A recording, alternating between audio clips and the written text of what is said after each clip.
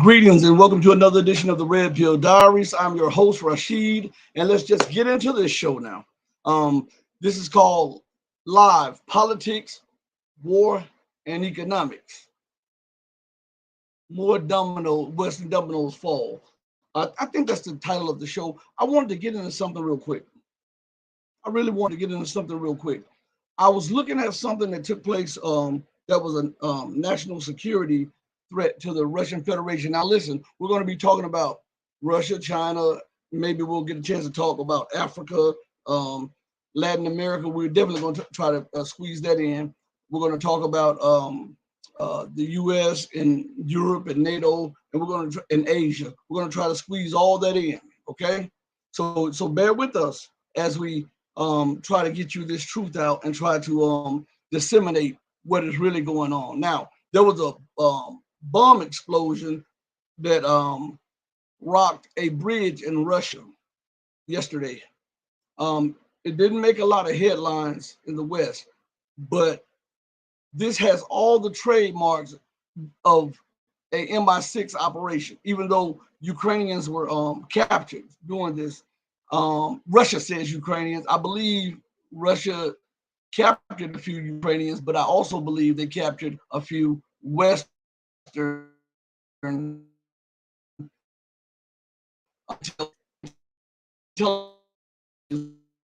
agents that Russia demand that this was an open act of war against Russian civilian infrastructure, and it happened in one of the territories that is now a part of the Russian Federation. Now, it did not level the bridge, but it did have an impact on the bridge. This has all the hallmarks of the operation that the MI6 carried out on the bridge over Crimea not too long ago. This has all the hallmarks of that other operation that the MI6 and other NATO intelligence agencies had when they tried to move in and destabilize Russia and the new territories. I'm telling you, a lot of things is going on. I also want to say to you that Bakhmut, I think that's how you pronounce it, one of the most strategic cities that is being fought over in Ukraine, is looking more and more like it's about to fall to the Russian Federation and its allies, with the Wagner Group giving it a big push backed by allied forces of the Russian armed forces and the Donbass militias. If Ukraine loses this city, this strategic city, it will put them in a very, very, very tenuous and precarious situation in the Donbass region, because this is where the operation, one of their main centers of operation and planning is at, to try to maintain a presence in the newly declared Donbass region. And this would put pressure on Ugledar and all of these other small little areas that are still under Ukrainian control. This would mean that Russia would, in fact, be able to mount multiple offensives against the remaining held cities, but that are in the Donbass that are under Ukrainian and Western control. This is major. Also, while that is going on, we see a coup go on in Peru. This coup in Peru, and no pun intended, I'm not trying to rhyme. This coup in Peru, some people are saying, was initiated by the United States. Now, give me a second. I want to pull up something real quick. Give me 1 second, okay? All right. Yeah. Give me. Here we are, right here. Now, this is what was going on. And you always find America's hand in these things, okay? Let's see. I'm looking for this article on Peru. This is on the spot. So they deposed the duly elected, democratically elected president of Peru. Now, you know, this has a lot to do with strategic interests of the empire, with the surrounding nations, and to be able to have a say in what is going on in Latin America.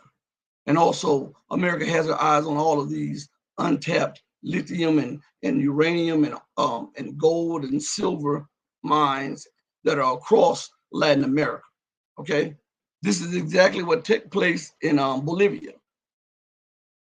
And you can look at all of these operations that are taking place by the U.S. empire. She has no regard for life, especially when it's life that is not European life.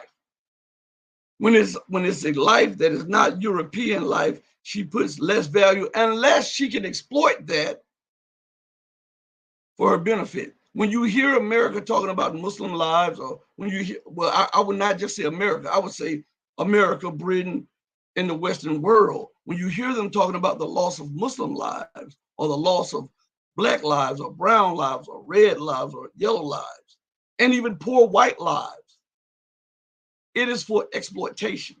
And they have a plan to exploit that to benefit on the other end. You understand?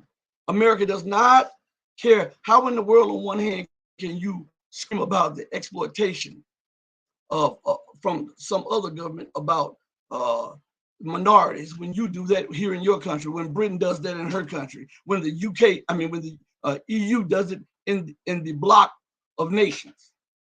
The hypocrisy of the West again. You understand? So I'm looking for something, an article. They may have removed the article. I saw it the other day and I read part of it before they removed it. And let's see if I can. Well, anyway, the president of Peru, his name is Pedro Castillo. He was removed after the United States asked him to reconsider his policies. Huh? Coincidence? And he refused to change the policy that he wanted to enact for Peru and for Peru's allies. The United States, for them, had nothing to do with it. Okay. And immediately, within 24 hours of his rejection of America's so-called offer to reconsider his policies, he was impeached, deposed, and replaced. Do you think that's a coincidence?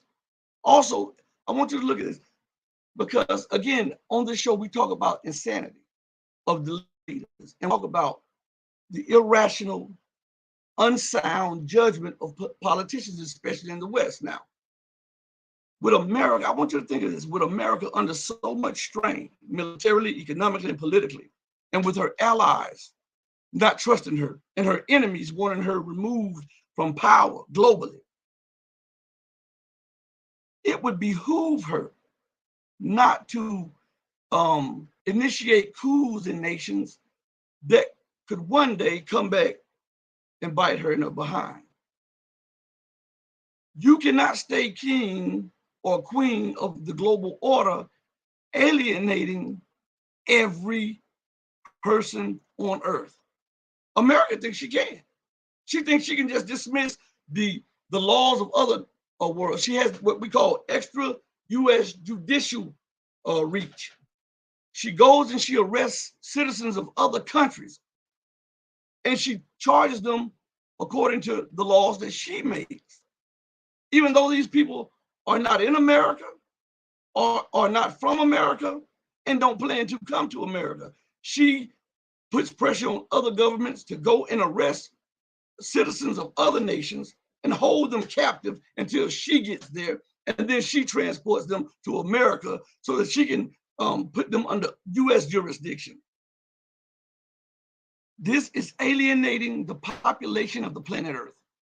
This is alienating Latin America, Central America. This is alienating the Caribbeans. This is alienating Africa, West Asia, and even alienating the islands of the Pacific and Europe itself. And there are a lot of people in America that are fed up with American intransigence and American arrogance. And we see that the leaders disregard the cries and the calls from the people. Now, there's something. This has all the potential of an explosion on the global scene for war because she's in everybody's business, trying to dictate what everybody should do, even as she says that everybody's entitled to sovereignty and the freedom to do as they please in their countries. And at home, she does the same thing to the people. She dictates to them and removes what she claims to be their freedoms under false pretenses. So now we have an atmosphere of global explosion around the world. And we have an atmosphere of national explosion within her own borders. This is a recipe for the total implosion and collapse of the American empire and the American Republic. There is no doubt about that. So, as I was saying to you, I have some clips I want to play, and I have some things to share with you. And I want to go to the economic. After all, the show is titled Politics, War, and Economics. Western Dominoes Continue to Fall. So we got to talk on all levels, because if we don't talk on these levels, we don't get an understanding of why the empire continues to push so recklessly and continues to try to break up alliances and bomb nations and destabilize governments and overthrow leaders. Without the economics, without the politics, you wouldn't understand the military component. So I just want to go to something. This is the Economic Collapse blog, okay? And it is very important that you get an understanding of the dire situation that now faces America, okay? In this article, and I'll probably read part of it, and then I'll probably read part of another one, and then we're going to go to something.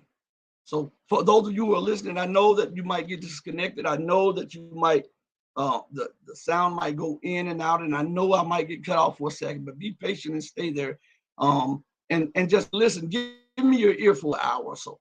Listen, this article from the Economic Collapse blog is titled, Hundreds of Thousands of U.S. Homeowners Now Underwater on Their Mortgages as the Housing Crash Accelerates. Now, on this show, I told you by trade, I'm a real estate agent. Been, I think, since 2023, I believe.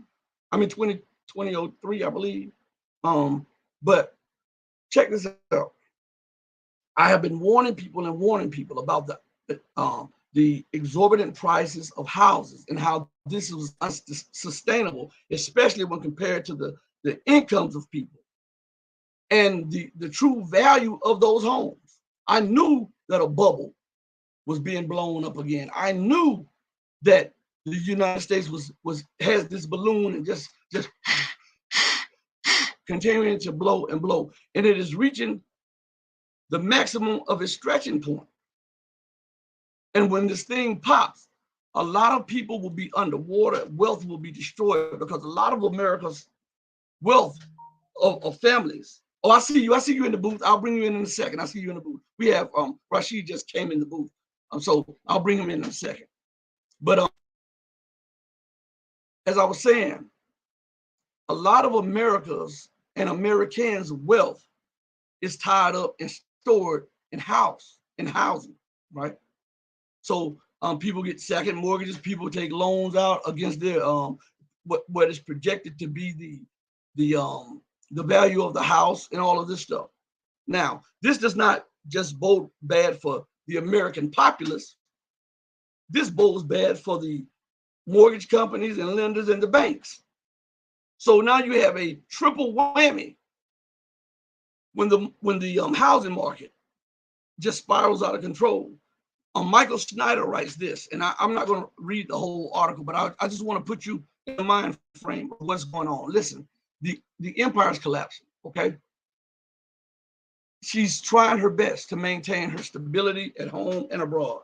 She's trying her best to protect power and confidence, even as things go south.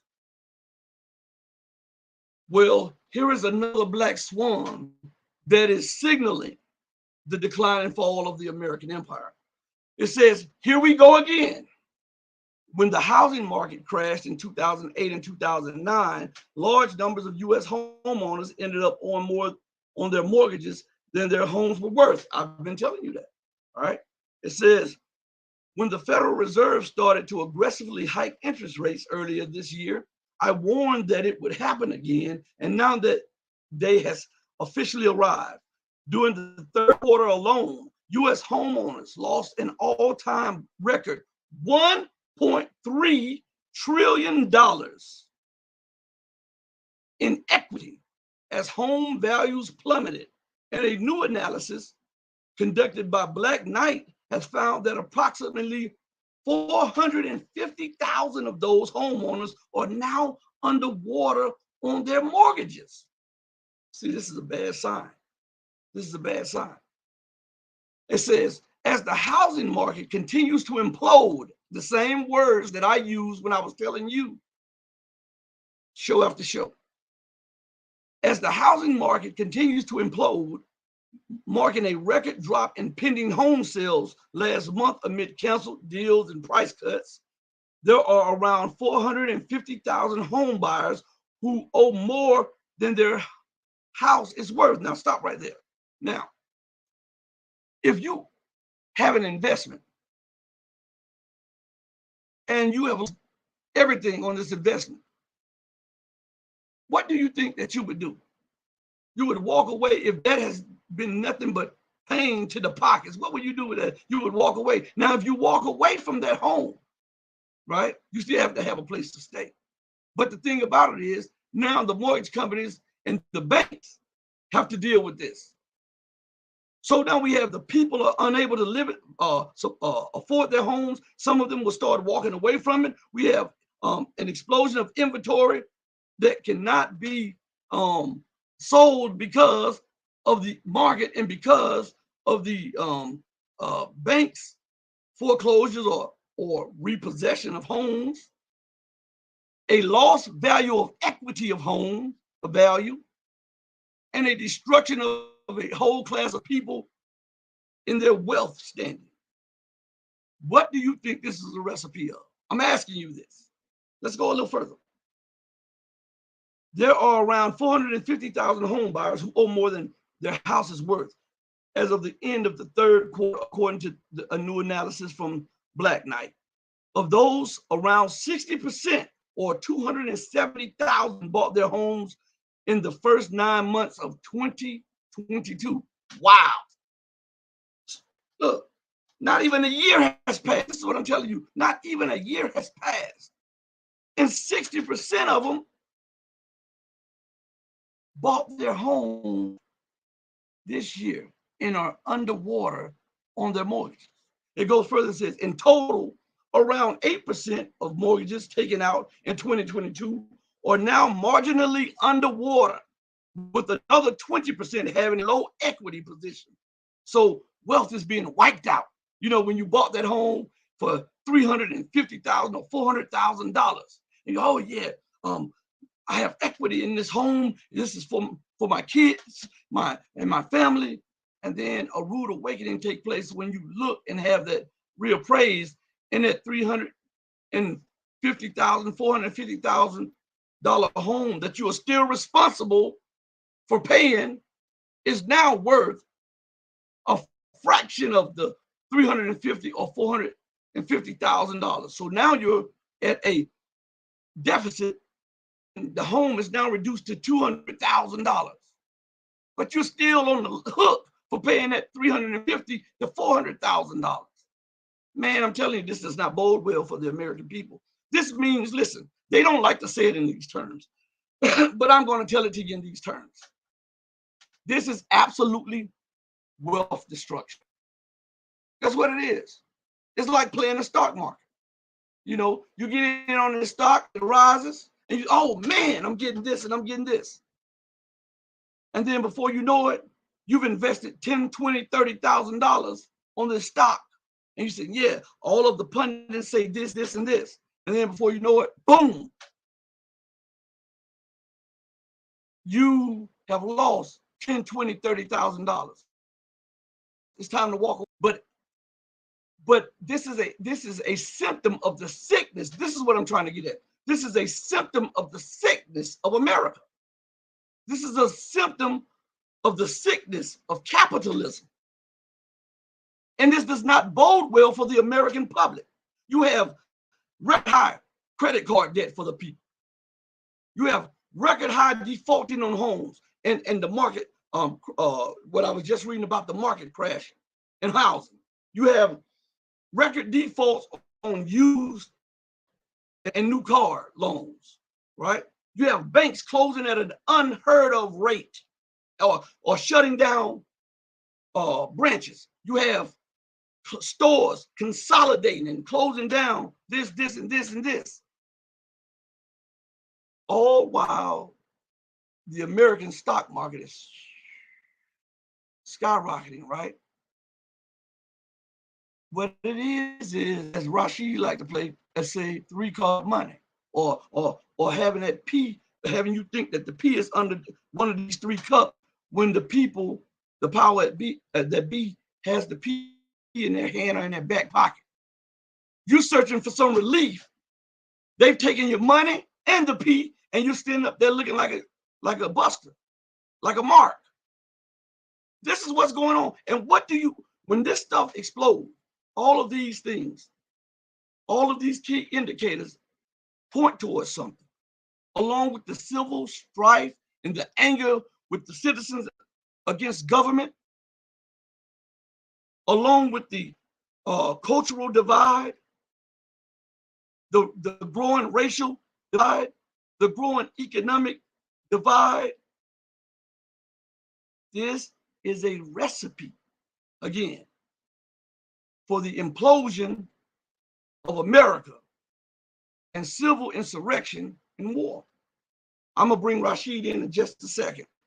Matter of fact, I'll bring him in and let him get a word. I hope that they don't start messing with his mic, because every time Rashid starts to talk, they bug mic. So I'm gonna bring him in, and I'm gonna say greetings to how's it going?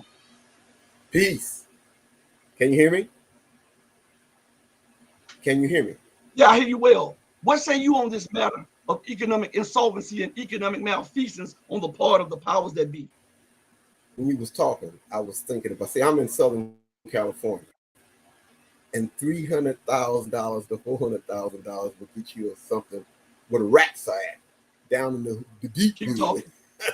They didn't got this thing so pushed out of whack that $300,000 won't buy you anything. As I said before, I bought my house 20 years ago for $200 and something thousand. Now it's going for almost $1 million. It shows you how they didn't jacked up the prices of stuff. And yes, or better yet, let me put it this way: the American people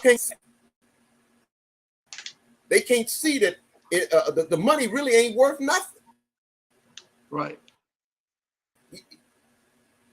Money that you could get a tangible access when you're trading something. But if somebody just printing up money, it ain't worth anything.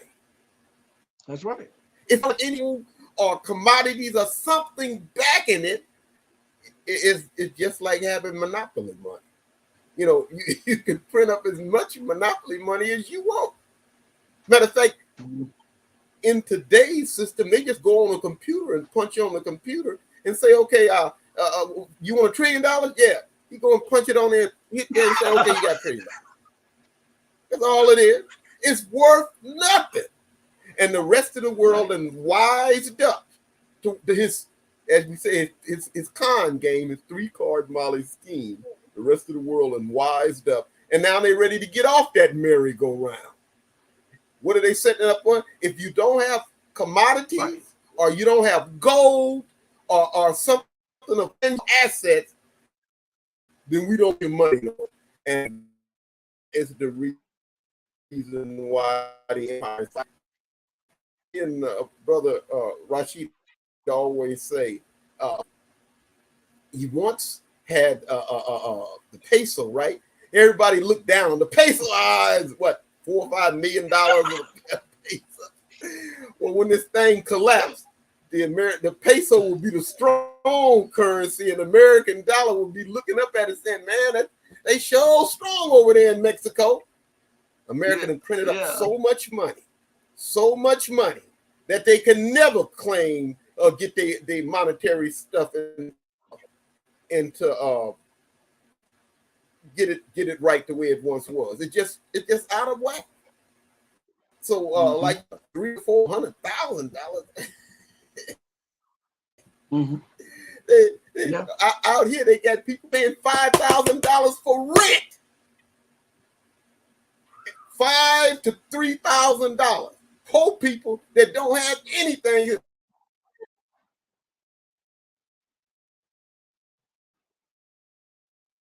Did they freeze you? 3,000. Yeah, it's just I can pay my gas, my lights. Yeah, it's been freezing. Well, I'm working on. And it's been a little cold out here, and it ain't like it is.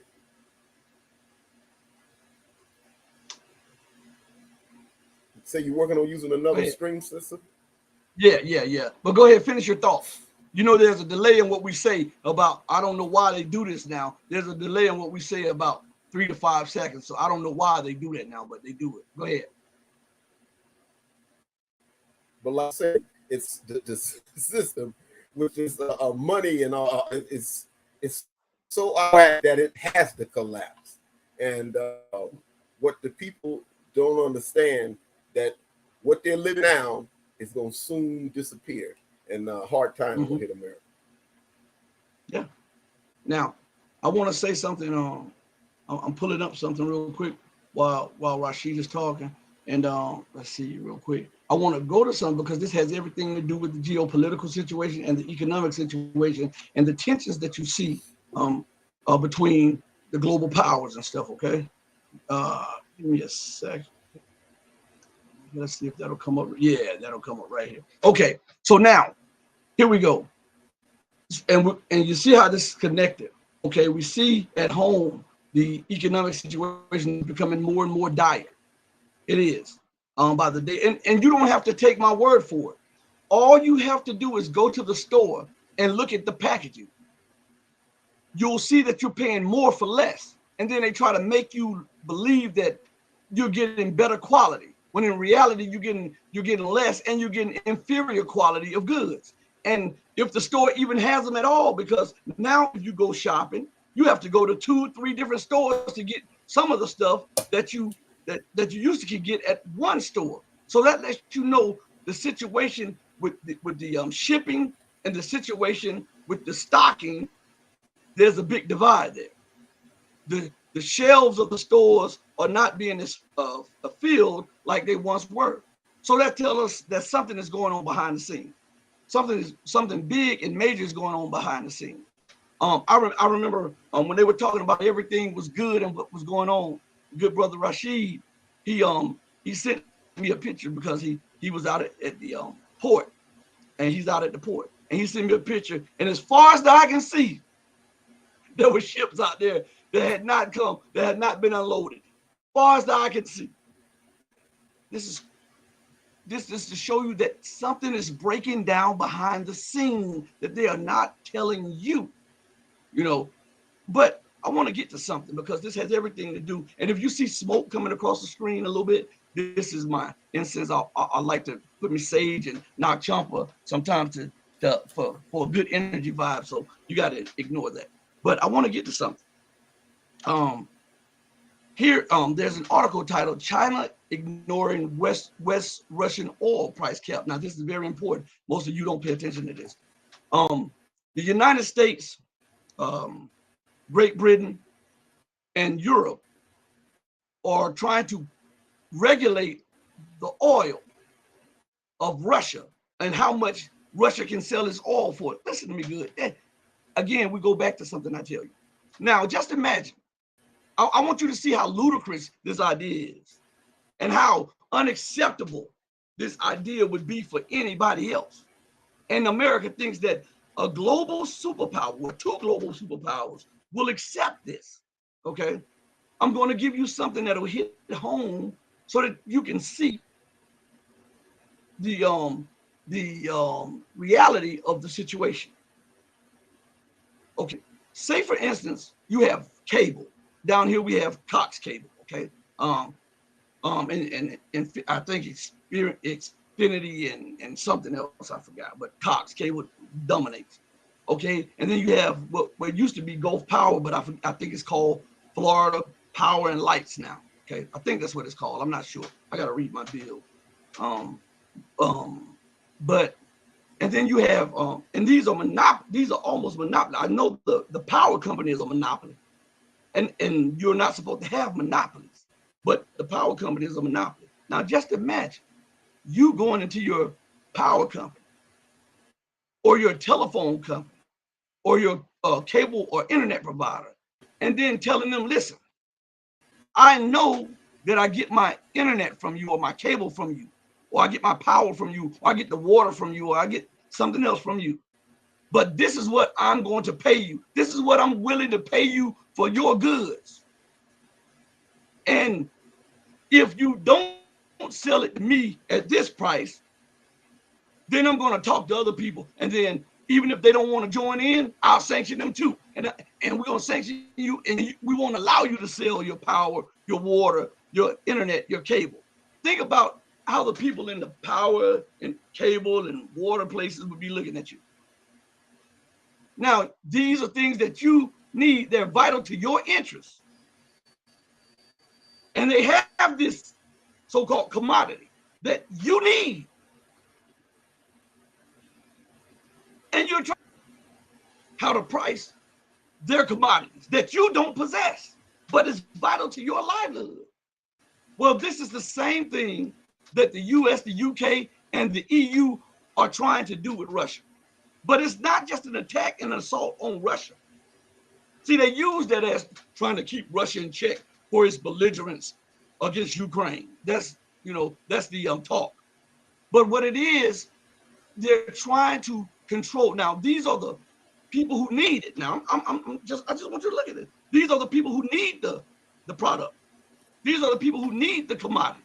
They're trying to control the product or the commodity and subjugate the producers of the product in the commodity. This is not just an attack on Russia. This is an attack on OPEC, the oil producing nations, in the what they call a cartel that they have. This is also a move to try to prevent the gas version of OPEC from coming into being, and this is also an attack on the on individual producers of the commodity, so that the West can maintain their grip on hegemony through the petrodollar status, and at the same time shoot an arrow right through the heart of China, which is the largest consumer of the petrol and the gas.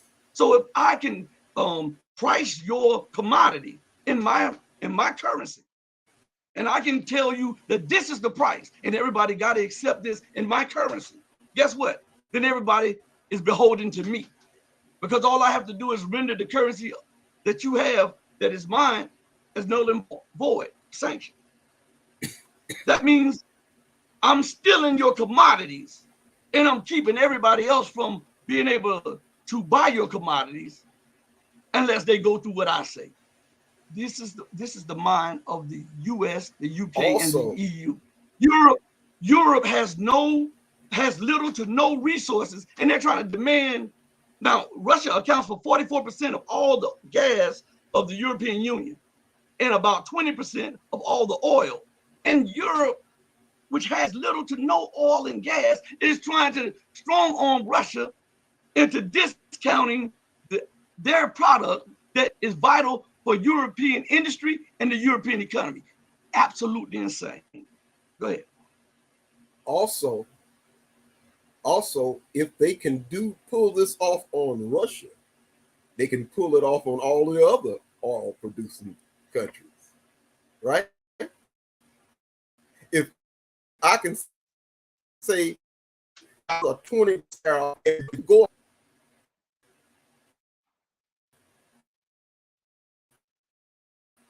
Rashid, say what you had to say again. They're messing with the microphone. Listen to me. They're messing with your microphone. Say what you have to say, but say it slow. Say it slow so that they don't bother your microphone.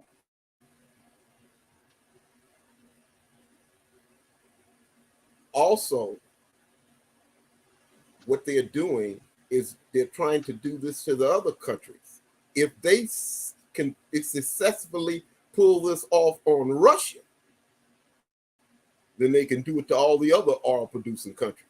Well, naturally, they got Iran sanctioned. They can do it to Arabia. They can do it to all of the Gulf countries. They can do it to Iraq.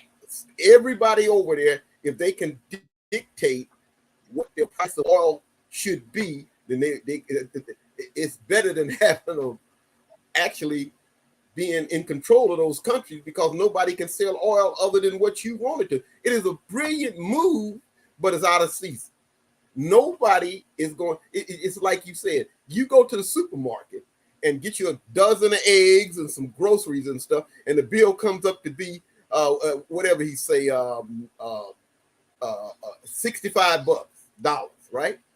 And you go to the tell a checker, well, I don't think it should be that. I think I should be able to pay a $10 spot and walk out with these groceries. They're not going to go for it. They're not going to go for it. It just shows you the level of madness that then creeped into the leadership of America to actually do. Like Russia said, well, if you're going to do that, well, then we just ain't going to sell you no oil. And oil is what makes a society, oil and petroleum is what makes a society function. So if you're going to take, Russia got a certain amount of the oil, has some amount of the oil's price that's produced around the world. And if you take Russia out of that, then you're a base of oil. You really cutting your own throat. And then Russia then hooked up with the OPEC and the rest of them, and they made an agreement and showed them if they get away with doing this to me, they're going to do it to you. And so the rest of them say, well, we ain't going to sell you no more. He is put himself in a horrible 22 that he will not be able to get out of. And you know, and this is crazy now. And Europe follows America lead on this, and they now America has a lot of resources, even though some of it is real expensive to bring from under the ground up into production. But Europe has little to no resources. While America has demanded this oil price cap and this gas price cap, and Europe has followed suit, and they have passed laws which is deindustrializing Europe and its main economy, which is Germany.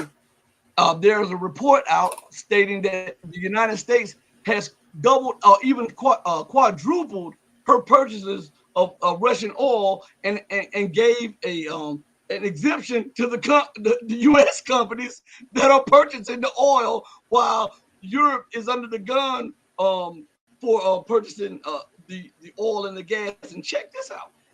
So under this price cap, Russia, as Rashid said, Russia refuses to sell oil and gas at a loss or at a price cap by the West. So, and the European Union just passed another round of sanctions and has initiated a price cap or tried to initiate a price cap on Russian oil and gas. But here's the kicker. They are being deindustrialized by these sanctions. People are losing their jobs. Companies are folding, banks are folding, investment is fleeing Europe, right? Check this out. Here it is. So while all of that is happening, the bills that the European Parliament is passing or pushing will make Europe have to go to China and India to buy Russian oil. Now, Russia has had multiple pipelines to Europe. And Europe was getting discounted gas and oil from Russia to keep the European economy booming, right? So now Europe has to buy oil. So if oil is if Russia sells the oil to China at $80 a barrel and India $80 a barrel, well, India and China marks up the oil to $100 a barrel, $120 a barrel, and then sells it to the EU. And the EU is already collapsing economically because of the debt and the deficit spending, just like the United States. This is tantamount to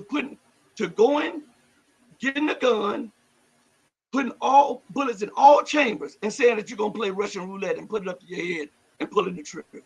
Now, we know that all chambers are loaded. So when you pull the trigger, guess what happens? You blow your brains out. That's what's going on. I was thinking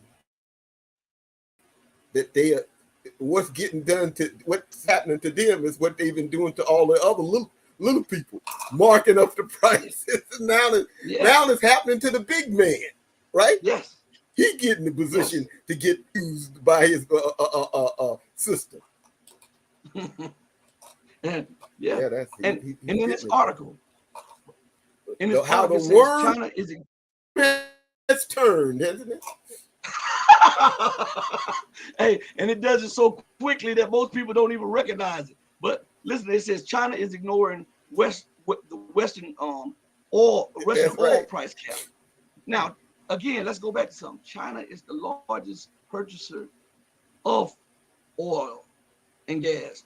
Russia has opened up a new gas pipeline just the other day. They already have several. They opened up a new one, and now they're also and let me go to something else as I'm talking on this. Recently, in this past week, there were demonstrations and riots in Mongolia.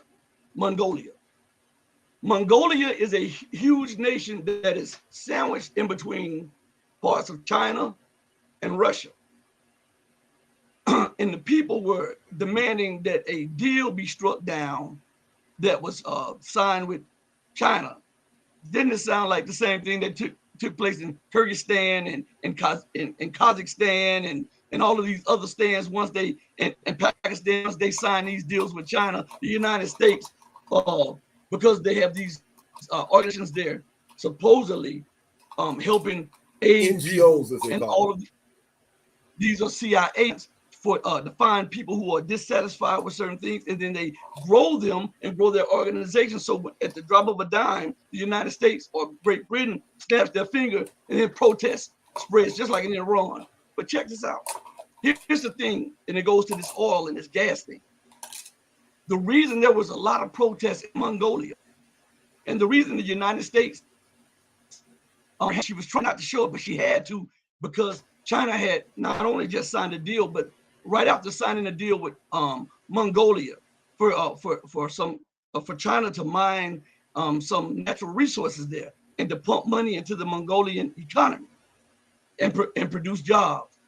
There was a meeting between the Mongolian president, the Chinese president, and the Russian president, and they had just signed a deal for a major gas and oil pipeline to transit Russia, Mongolia, and into China.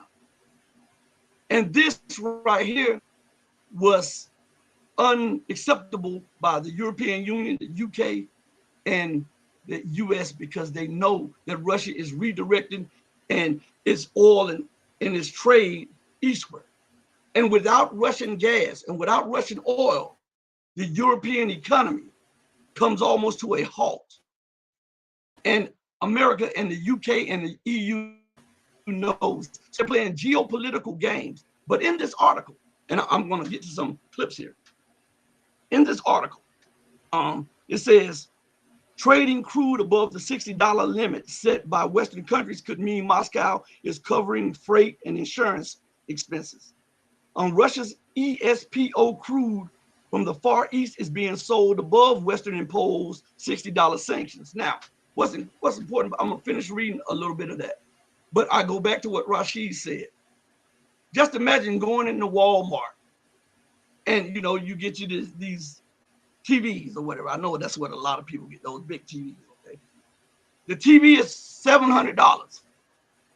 And you go in there and you pick it up, put it in your cart, you take it to the cash register, and they scan it and they say, this is $750.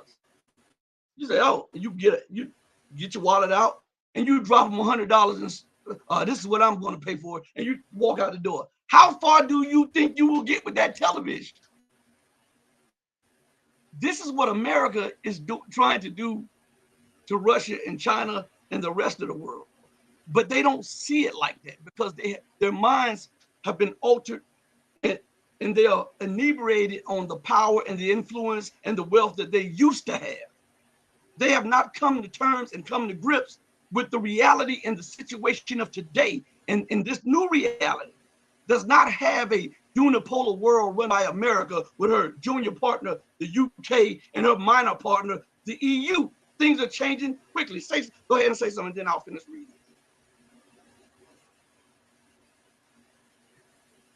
Remember what he did when the Iraqi prime minister made a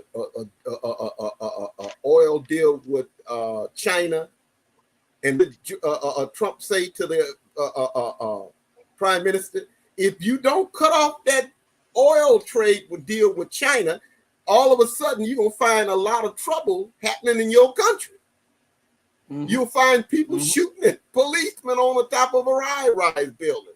And it'll be the same thing that he did in Ukraine to overthrow the president. That lets you know who is the one that's stirring up all of the trouble around. It is the same guy who always has a hit in the hand. He throw a rock, and then everybody says, who threw that rock? And he got his hands in his pocket. Wasn't me. Yeah. And blames everybody else. Yeah. And so let's go a little bit more into this. Says Russia's PO crude from Far East is being sold above the Western imposed $60 per barrel price cap in Asia, Bloomberg reported on Friday, concluding that Moscow might be using its own tankers and insurance to bypass sanctions. See, the reason this is important is because for the last 100 years, the UK has dominated. I'm talking about England and all these, they call themselves Britain or the UK or England or whatever, but it's the same. They have dominated the insurance game globally when it comes to insuring ships and tankers. And so when America sanctioned the oil, Britain sanctioned the insurance companies. That if you do X, Y, and Z, we're going to strip you of this. But Russia and China have insurance companies too. And now they're taking up the slack. And this is unacceptable to the West. Now let's go a little further. It says the export price for ESPO grade for January deliveries was estimated at $67.11 by independent price information provided August Media on Thursday, and a number of China's independent refiners that have already booked oil cargoes for that month. The price cap on Russian seaborne oil exports of $60 per barrel was introduced by the EU, the G7 nations, and Australia on December 5th. Now, what does that tell you? The EU and the G7 are the same people. Do you know that America has a seat in the European Parliament? They're the same people. The United States of America has a seat in the European Parliament. So when you say G7, which is the nation, this is what they say, the global seven, which is France, Britain, the same culprits that stir up the trouble around the world, all of those guys. They're the same people with America. The garden, right? The garden. Yeah. The garden. Yeah, the garden, right? That's we'll what you're saying. The garden. The garden is the one that's doing this. And the garden works among themselves, and everybody else is in the jungle. And so the garden is out for the purpose of enriching the garden and the hell with the rest of the planet.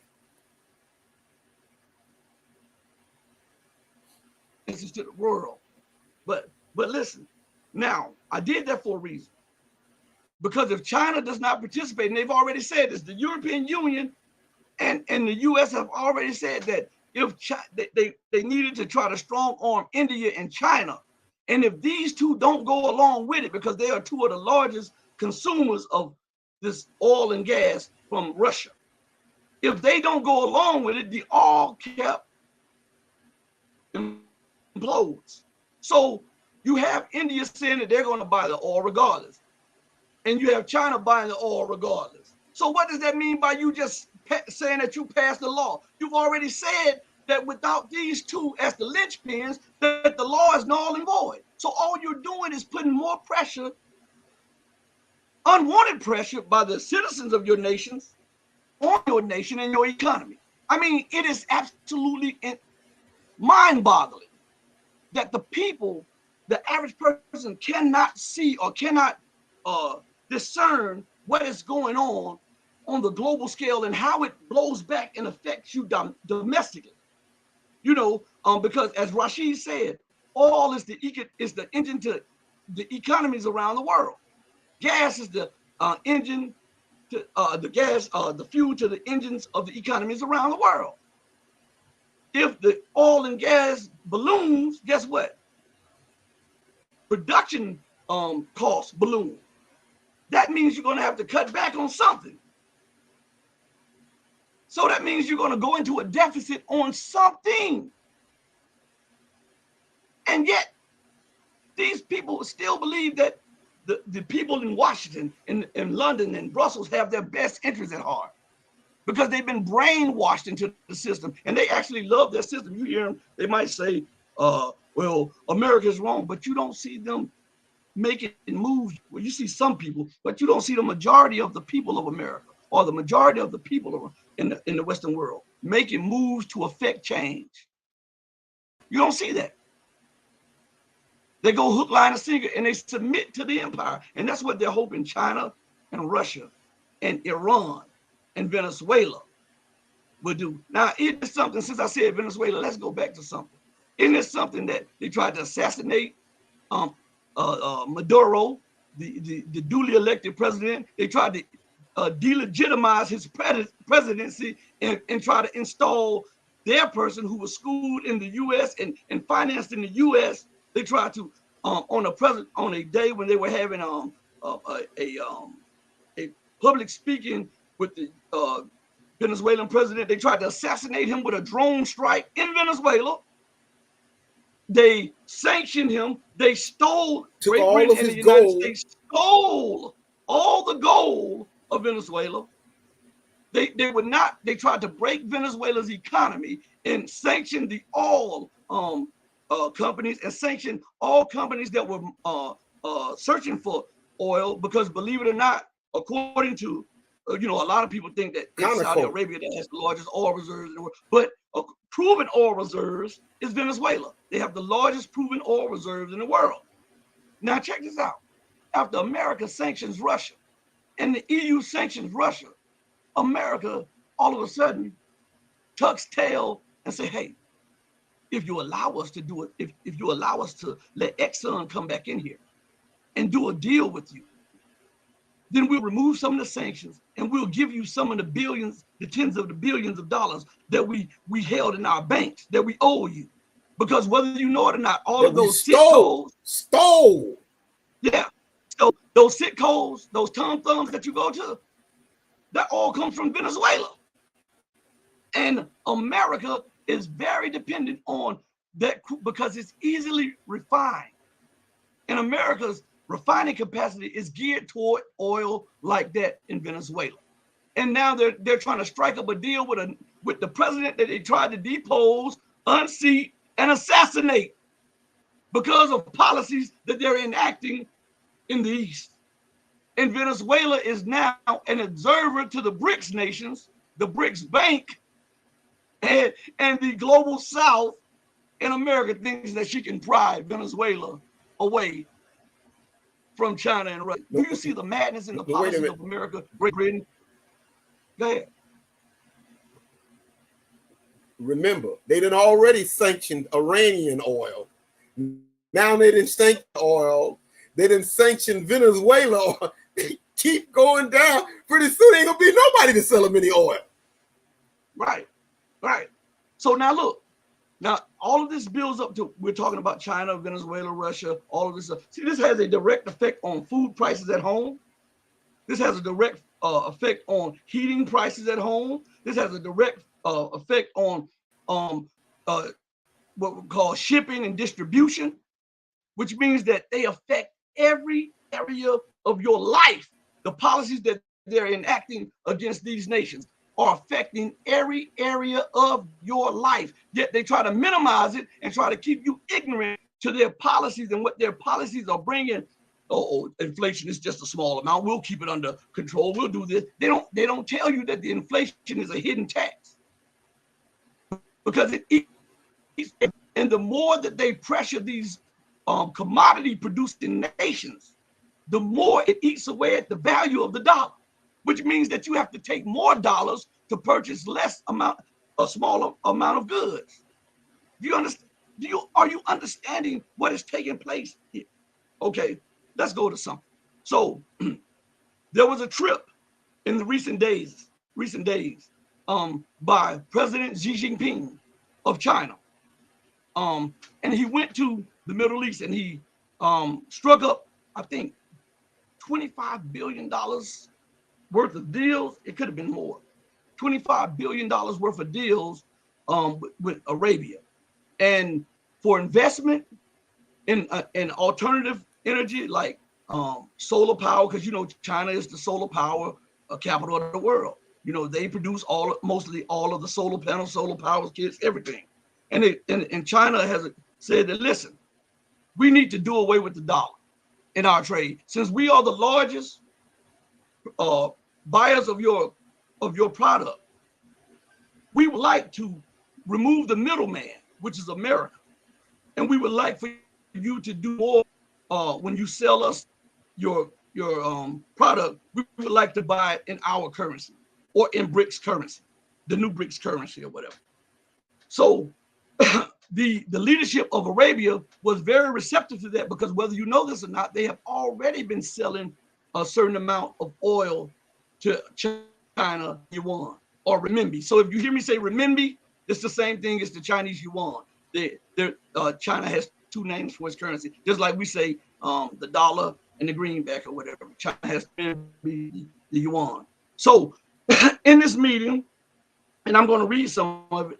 Some was reported about it right here. It says, President Xi Jinping has reportedly said his country will work to pay for fuel in yuan.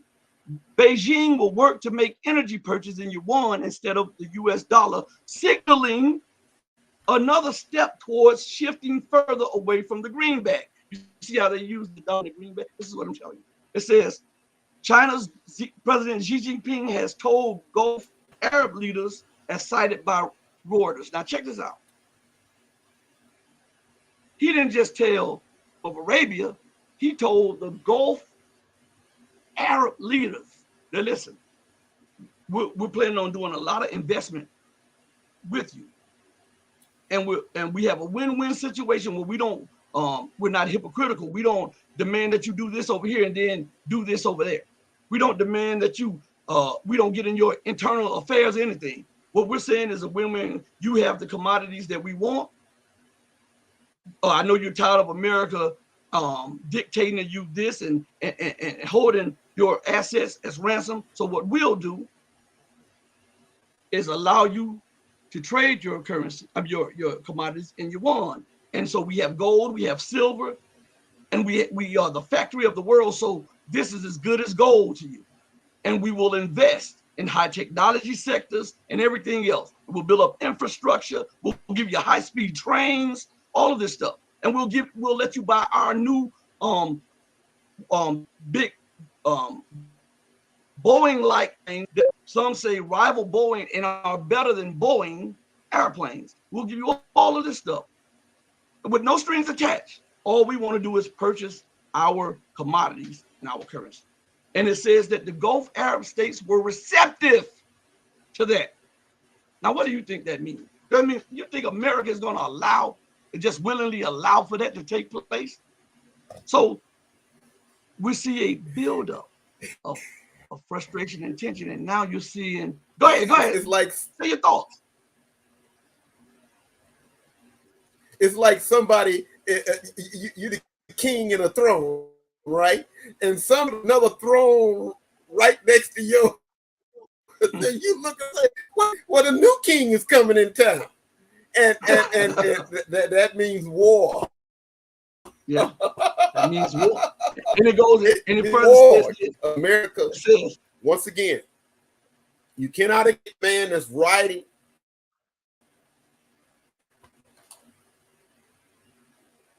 Finish your thought. You can't expect a man that's riding on a horse to get off, else walk. I mean, ride, and he walk. He's not gonna go for that. And this is what's taking place. And it goes on. The article goes on and says this: China's leader highlighted the necessity of the move while speaking at a Chinese Arab summit that was hosted by Saudi Arabia earlier this week. Xi had held separate talks with the heads of the Persian Gulf states at the summit that reportedly brought together 30 leaders from across the region. The world's biggest food importer, China, in November ramped up purchases of oil by 12% year on year, marking the 10th month high despite the severe pandemic-related restrictions. This means that regardless to the sanctions, regardless to the pandemic, regardless to what was taking place, China was pumping in money to North Africa and the Middle East. This means that they were showing that they were going to be reliable, regardless of what takes place, the shifting of politics or the shifting of economics. So this got the attention of those 30 leaders from around that area. I call it the MENA region, MENA. I've been saying it for over a decade, the MENA region, which is the Middle East, North African region. That is at this moment in time, that is the most important region to look at. And on one show, I'll tell you why. Even though we look at Latin America and we look at Europe and we're looking at Asia, those things will really come into play shortly. But the MENA region, the North African, Middle Eastern region, is the most crucial area to look at because there will be a regional war there. There will be a regional war. But listen, he goes further and says this. Chinese state refiners stepped up purchases of U.S. crude oil while maintaining high imports of Russian oil prior to December 5th European embargo and imposition of an oil price cap. Now, here we go. Why did I say that? It's because now you're hearing in the news about China stepping up its belligerence, right?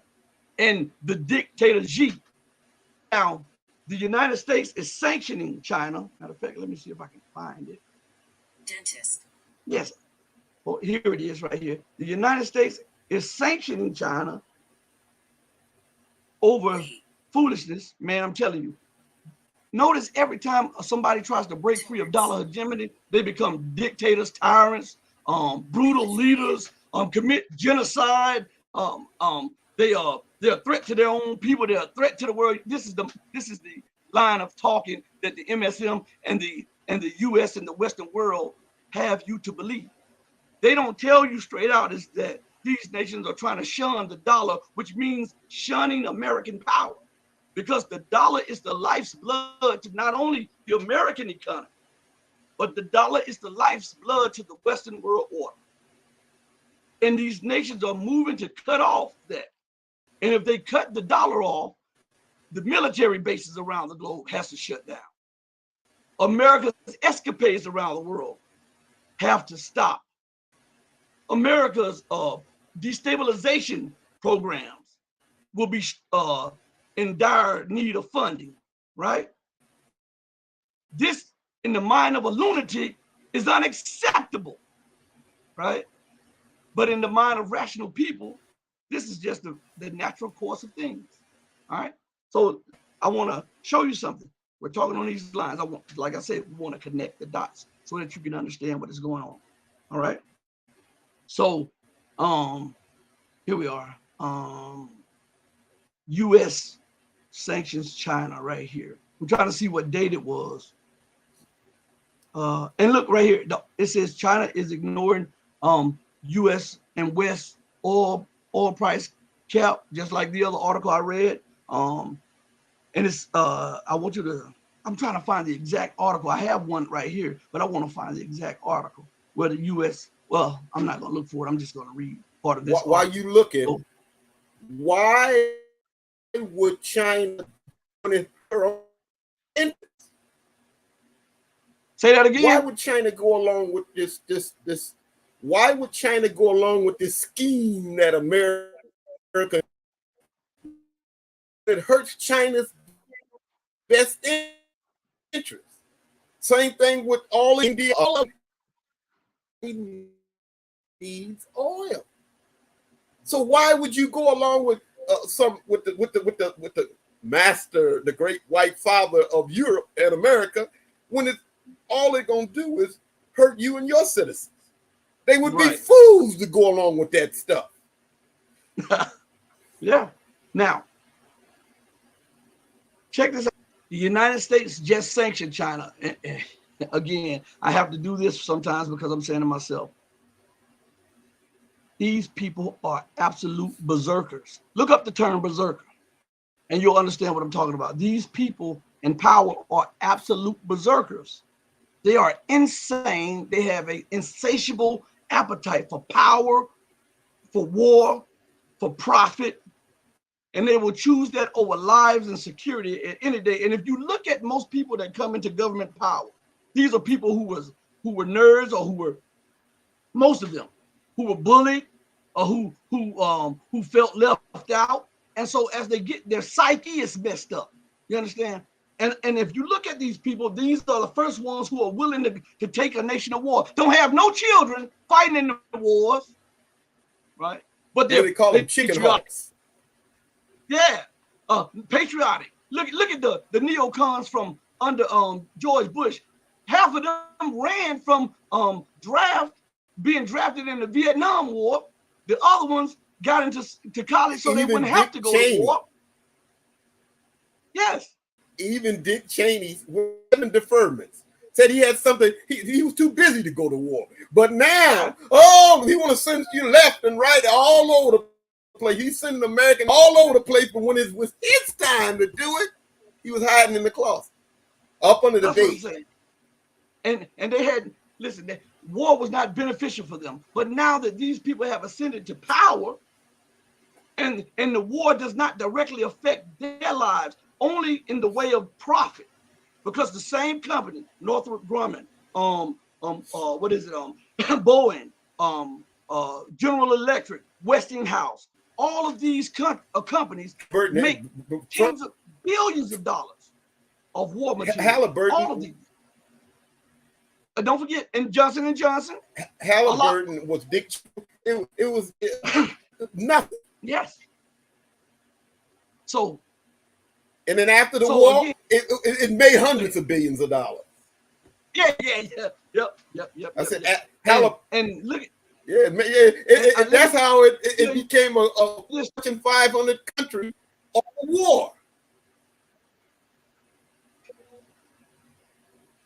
To tell the people that these government positions are revolving doors from these people that come out of these same companies that we mentioned, just like the war secretary or the defense secretary, who was a general in the military, but also is on the board of one of the main defense companies, and then it was just a revolving door where he comes in and becomes the war secretary. You see, and all of the other ones do the same thing. Condoleezza Rice and all of these people had positions on the boards of all of these companies that are the greatest beneficiaries of war and hegemony.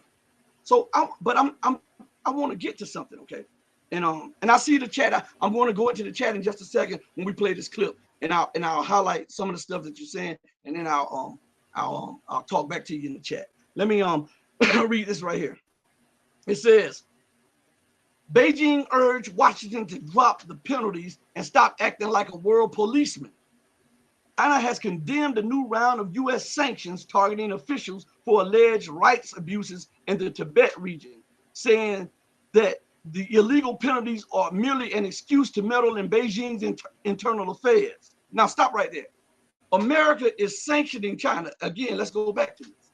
China produces between, some reports say up to 80%, but the main report that does, it says between 90 and 95%, because yes, China export 80%, but about 10 to 15% of other people exports, like Malaysia, Taiwan, and all that stuff, they get it from China, and then they just assemble it and send it to the U.S. So China accounts for 90 to 90% of all goods on stores now, and they're the largest trade partner. They're your largest financer, right? and largest investor, and you sanction them. I want you to see the madness in the policy here, okay? If I relied on Rashid for the livelihood of my family, and he paid my mortgage, he gave me money to spend for food for me, my wife, and my children. He paid the car notes and the insurance. Wouldn't you call me an idiot, a fool, an insane person if I go to Rashid's house and curse him out and set his yard on fire, kick down his door, and threaten to rape his family? Well, that's exactly what America and the West is doing. They're doing that. But if you look at it on a person-to-person term, you would deem that person psychotic, crazy, or insane, right? Well, we got to do that the same thing with the American and the Western governments, okay? But I wanted to get to something. They sanctioning the Chinese over Tibet. Whenever they get mad, they use the Uruguay. I think the Uruguayans, I can't pronounce them. Some made-up group that the United States say China is mishandling, or they use Tibet, right? And so the United States used a red herring to sanction China about Tibet and so human rights abuses and freedom abuses, okay? Now, this is coming from a nation that holds, it is a 5% of the population of the planet Earth and holds 25% of the prison population. That's 1/4 of the prison population around the world, with over I want you to think of this, over 200 countries in the world. And America accounts for 25% of the prison population, and she's talking about human rights abuses. When every day somebody is raped and beaten and killed in prison. What about the human rights abuse of the urban and lower class white community? When they have to go before a judge, and the judge has dinner with the prosecutor and the public defender because the accused does not have the money and the resources to get him a lawyer. What about that? Is that not a human right abuse? Are those not against the integrity of justice for people? Okay, since she's sanctioned and she wants to talk about human rights and violations, let us go to this, okay? I want you to look at it. This is about 3 minutes, 2-3 minutes, and we're gonna come back. We're gonna play 2 more in conjunction with this. So just bear with me. Fareed Zakaria GPS, seen on Sunday morning 10 Eastern and Pacific. But first, our priorities when it comes to our justice system, because Fareed Zakaria GPS, seen on Sunday morning 10 Eastern and Pacific. I did it on purpose because I wanted to tell you something right before the thing. I want to give you something to put on your head right before the thing starts playing. Remember that this takes place years ago. These numbers are from years ago. We know that the incarceration rate has exploded. We know that there is now the for-profit system set up by the U.S., right? So whenever you hear the numbers and the statistics, always remember that those were years ago. So you have to now do the math and multiply. Whatever number they're giving you, it is far greater than what they're saying here. Because I just wanted to bring these statistics up that were relevant to what we were talking about with China's situation. And I'm relating it to black and brown America specifically, but poor white people and Asians around America, okay? I want you to listen to this. Good. Fareed Zakaria GPS, seen on Sunday morning 10 Eastern and Pacific. But first, here's my take. Something caught my eye the other day. Pat Robertson, the high priest of the religious right, had some startling things to say about drugs. I really believe we should treat marijuana the way we treat beverage alcohol, Mr. Robertson said recently. I've never used marijuana and I don't intend to, he said, but it's just one of those things that, well, I think this war on drugs just hasn't succeeded. The reason Robertson is for legalizing marijuana is that it has created a prison problem in America that is well beyond what most Americans imagine. He's right. Here are the numbers. the total number of Americans under correctional supervision, prison, parole, etc., is 7.1 million, more than the entire state of Massachusetts. No other country comes even close to our rates of incarceration. We have 760 prisoners per 100,000 people. Most European countries have 1/7 that number per capita, so it's adjusted for population. Even those on the high end of the global spectrum, Brazil, Poland, have only 1/4 the number we do. Now, if you say this is some kind of enduring aspect of America's Wild West culture, you would be wrong. In 1980, our rates of incarceration were 1/4 what they are now. What changed was the war on drugs and the mindless proliferation of laws that have created criminal penalties for anything and everything. If you don't believe me, listen to Pat Robertson again. We here in America make up 5% of the world's population, but we make up 25% of jailed prisoners. We have now over 3,000, the number must be much higher than that, but over 3,000 federal crimes. And every time the liberals pass a bill, I don't care what it involves, they stick criminal sanctions on it. And so we have the jails filled with people who are white-collar criminals. In the past 2 decades, the money that states spend on prisons has risen at 6 times the rate of spending on higher education. In 2011, California spent $9.6 billion on prisons versus $5.7 billion on higher education. Since 1980, California has built 1 college campus. It has built 21 prisons. The state spends $8,667 per student per year. It spends about $50,000 per inmate per year. Why is this happening? Well, prisons are a big business now. They are privately run, they have powerful lobbyists, and they have bought most state politicians in America. Meanwhile, we are bankrupting our states and creating a vast underclass of prisoners who will never be equipped for productive lives. I never thought I'd say this, but God bless you, Pat Robertson. Let's get started. So, Rashid has been knocked off, and hopefully he'll come back in. So check this out. I want these clips about incarceration rate. I want you to remember these because in an upcoming show, we're going to replay these clips because we're going to address some issues here in America. Okay. But we're going to go to the next one. And these are short clips. Remember that Fareed Zakaria said the incarceration started exploding when they enacted what they call what? The war on drugs, right? And a lot of people attribute the war on drugs to Ronald Reagan, but it was actually attributed to Richard Nixon and his advisor. They started the war on drugs, and specifically he said to target Black people. He said if we can demonize them day in and day out, matter of fact, the quote is something else. Let's see. Let me see if I can find it real quick while I'm talking to you. I wish I could find this quote real quick because it'll blow your mind. I actually have the audio, but I'm looking for the quote. We can find it real quick. And the guy, yes, here it is. I think that's it. All right, here it is.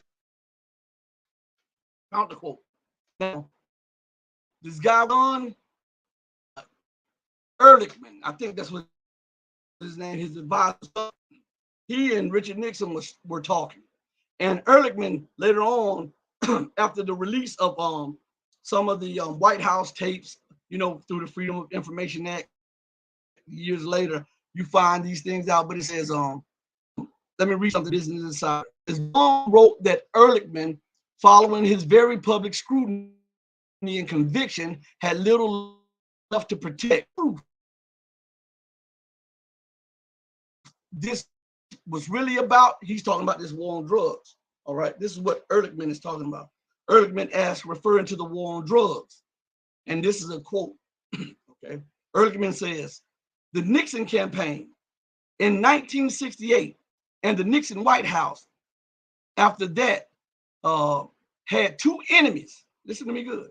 had two enemies: the anti-war left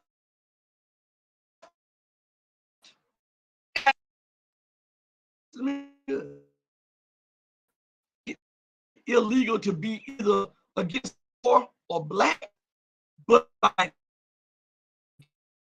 the public and black heroin and criminalizing both heavily, we could disrupt those communities. We could arrest their leaders, raid their homes, break up their meetings, vilify them night after night on the evening news. Did we know we were lying about the drugs? Of course we did. That's what he said. That's what John Ehrlichman says, the advisor to Richard Nixon, and he after being convicted and falling out of favor with certain people in the White House, he drops the dime on the true source of the so-called war on drugs. Because remember, under what's the gay guy name? J. Edgar Hoover, the cross-dresser, who was the leader of the FBI for decades. Rashid, I'm trying to bring you back in, but somehow the thing is freezing. So give me a second. When it stops freezing, I'll bring you in. When J. Edgar Hoover talked about the need to break up black unity. Now, this is not me. This is not race baiting. This is what was said. And I can prove it to you. I can pull it up on the screen and let you see it for yourself. Okay, they had a policy because they feared a united community. This is what Edgar Hoover said. He said that was his top priority, to break up black families and to find something like we say guns, quote unquote. I don't know the exact quote on this, but guns and drugs, and flood those communities. And think about this: after the J. Edgar Hoover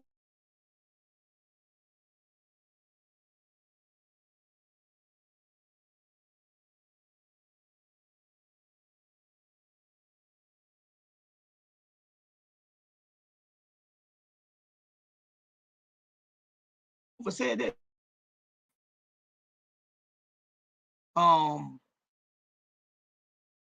yeah, street tripping right now. But I was going to bring this thing up on the screen to let you see for yourself, but it seems like StreamYard is preventing that from happening. I won't put this on YouTube at this moment. I believe this is StreamYard at this moment, and I could be wrong, but I believe this is StreamYard doing this, the platform we use to stream through YouTube. Okay, but anyway, the significance of this again. Let me read. Okay. But after J. Hoover talked about this with some of his colleagues and what needs to be done to keep the ex-slaves subjugated and disoriented and divided, he talked about breaking up the black family and flooding the communities with guns and drugs, right? And that he said that was one of his main priorities, to prevent of a black messiah. This is J. Edgar Hoover. If you think I'm lying, if you think I'm race baiting, go get what is the book I have on one of my shelves? The book with J. Edgar Hoover quotes in it. This is what he said. Okay, so I don't want anybody to talk about race. I'm talking about truth, and sometimes the truth is inconvenient. But we have to get past these barriers in order to get a good understanding of the now. So if America sanctions China for Tibet, why hasn't America sanctioned America for the influx of guns and drugs in black in urban community? Again, it says Dan Baum, the author of the 1996 Smoke and Mirrors, The War on Drugs and the Politics of Failure, wrote in Harper's Magazine in 2016 that while researching his book, Ehrlichman gave a reason for the war of drugs that had little to do with protecting Americans from reefer madness. See, the same thing with the crack. Ehrlichman, following his very public scrutiny and conviction had little left to protect and came clean about a shocking truth. And this is what Ehrlichman said. You want to know what this was really about? Ehrlichman asked, referring to the war on drugs. The Nixon campaign in 1968 and the Nixon White House after that had two enemies: the anti-war left and black people. You understand what I'm saying? We knew we couldn't make it illegal to be either against the war or to be black, but by getting the public to associate the hippies with marijuana and blacks with heroin, and then criminalizing both heavily, we could disrupt those communities. We could arrest their leaders, raid their homes, break up their meetings, and vilify them night after night on the evening news. Sound familiar? Did we know we were lying about the drugs? Of course. That is John Ehrlichman, who was an advisor to Richard Tricky Dick Nixon.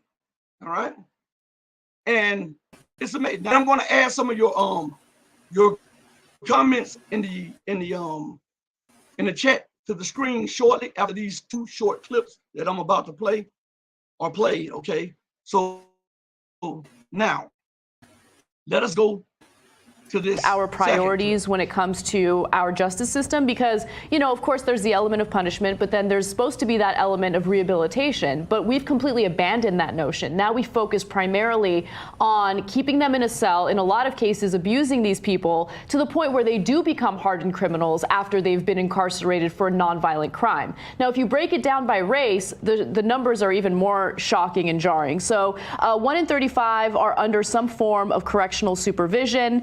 And that's all people in general. But if you look at race, likelihood to spend time in prison in the U.S., 1 out of 3 black males in this country are likely to spend time behind bars. And when it comes to Hispanics, it's 1 out of 6. When it comes to white males, it's 1 out of 25. Sweet, we win again.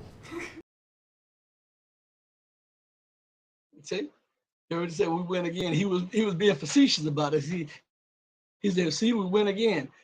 The laws were targeting non-white people.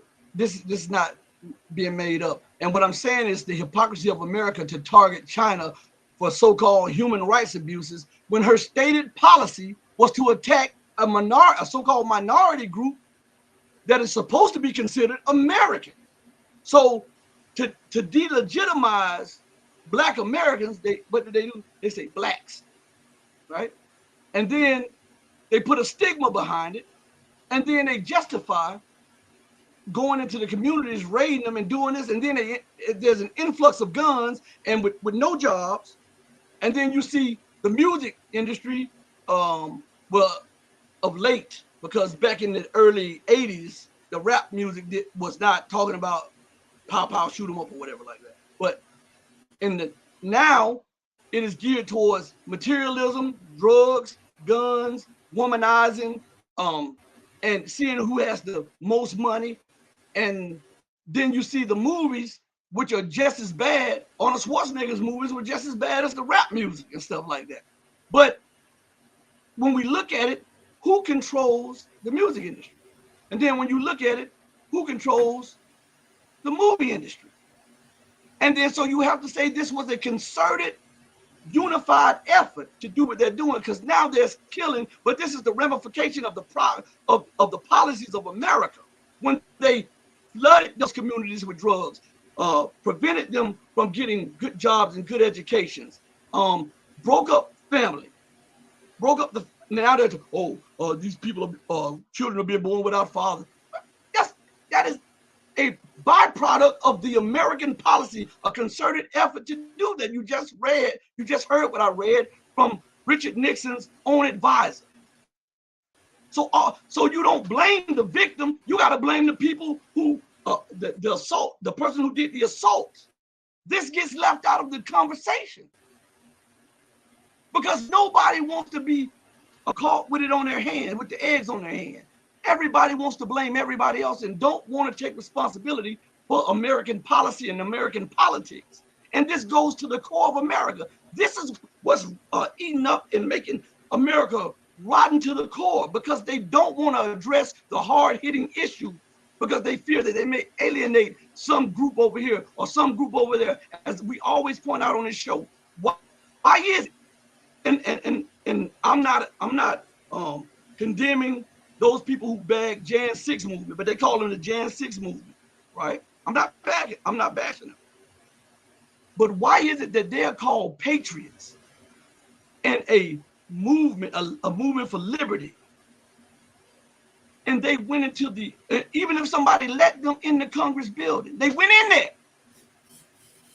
Regardless of who let them in there, they went in there.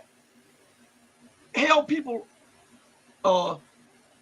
they kidnapped people, they confiscated stuff out of the highest law-making body in the world, the U.S. Congress, right? They went in there and they ransacked the place. You have videos of it.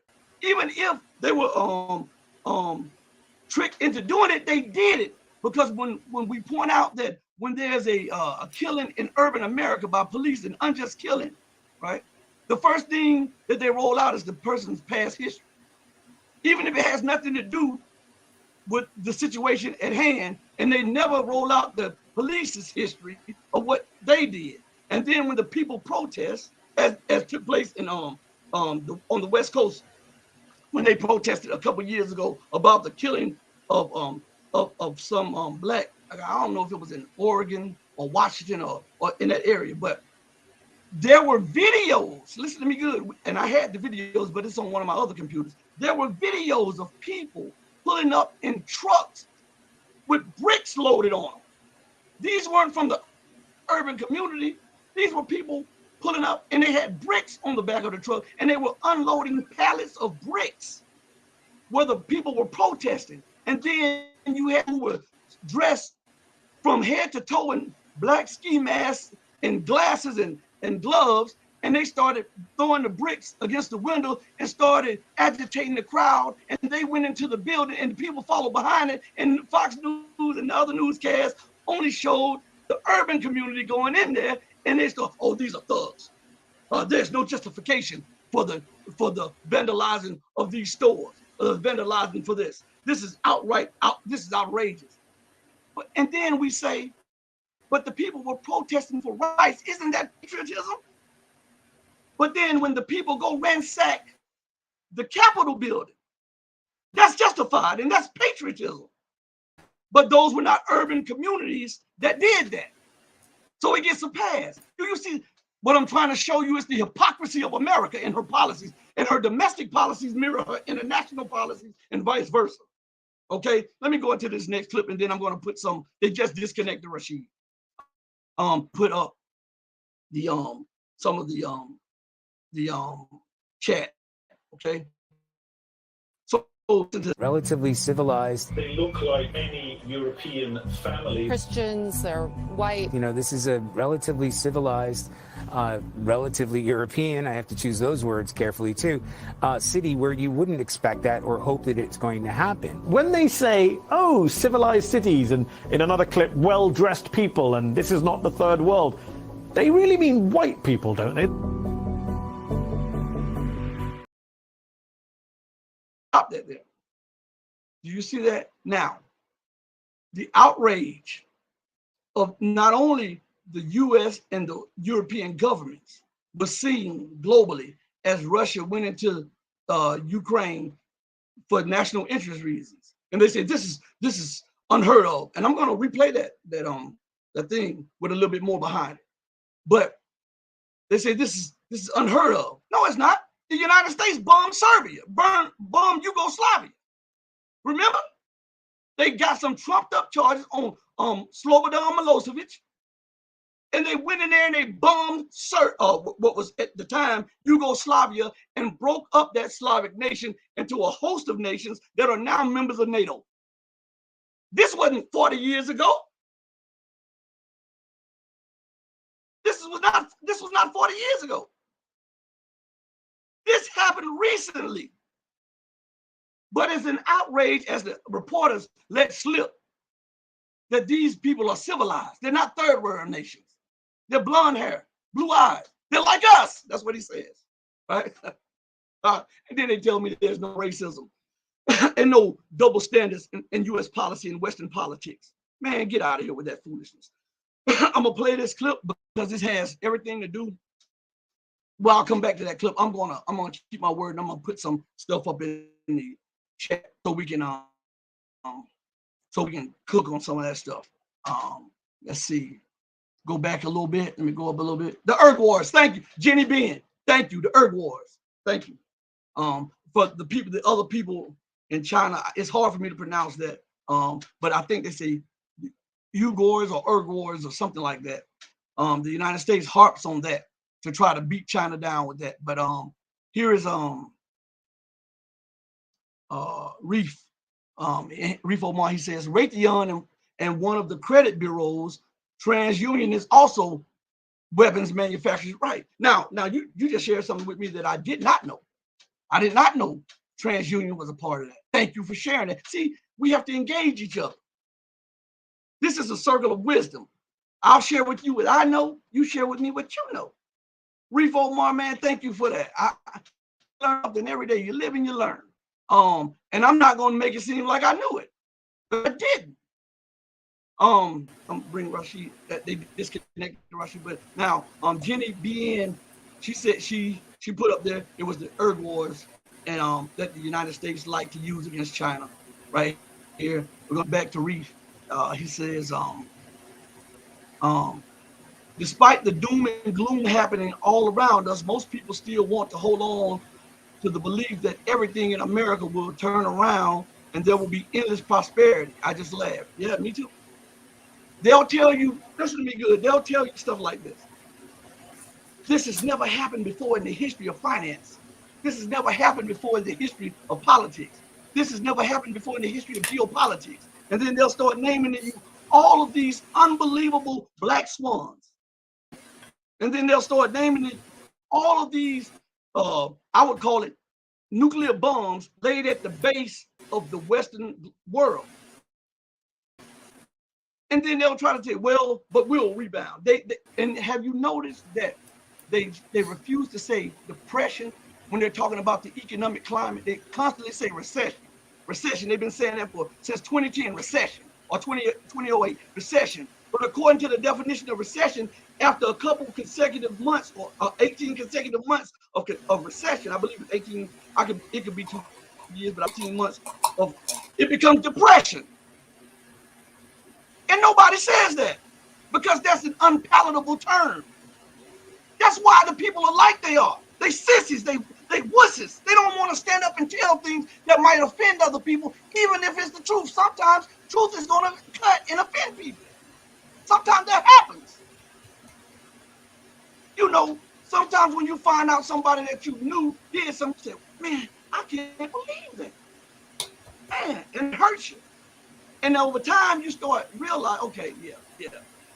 They exhibited these traits here. Yeah, I see. And then the truth around it affects. Let's go. Let's go. We're going in a little bit.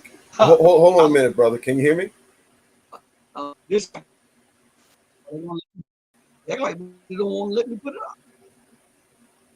Can you hear me?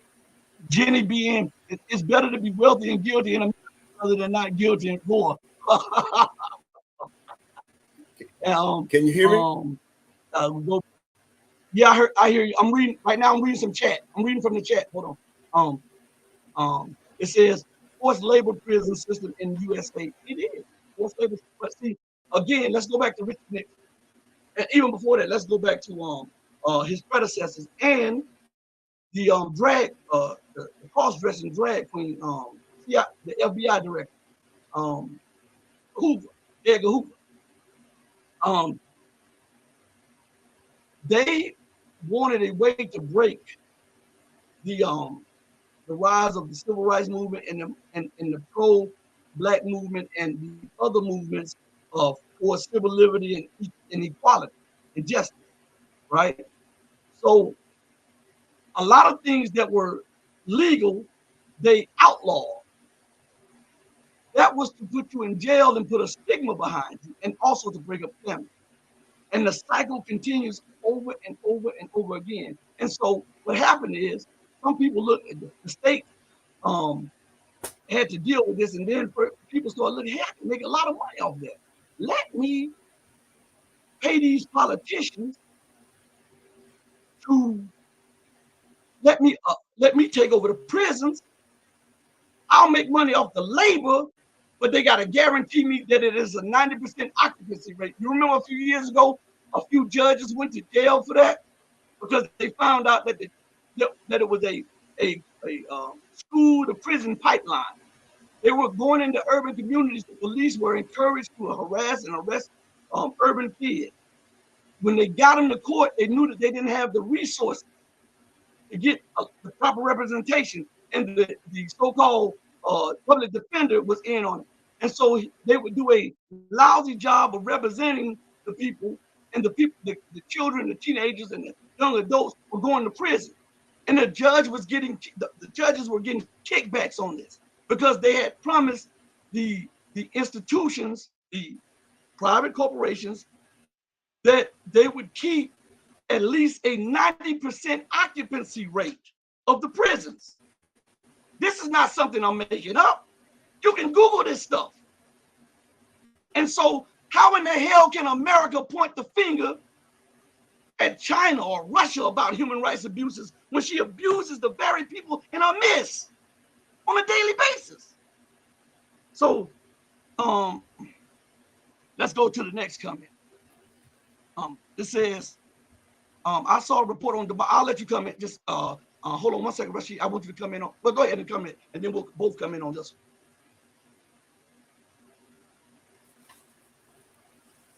Getting back onto what you were talking about with Richard Nixon, I was watching a program where it was saying that the housing market, the student loan program, and all that come from the Nixon administration. They said they had one of Nixon's flunkies come in and tell him, well, we're going to how to make money, so to get rid of the schools.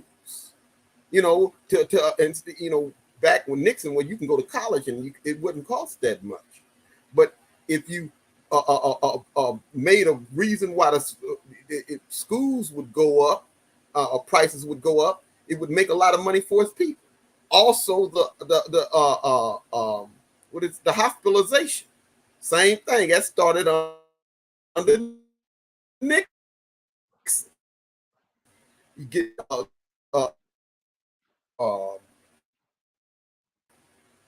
the health companies were nonprofit, getting the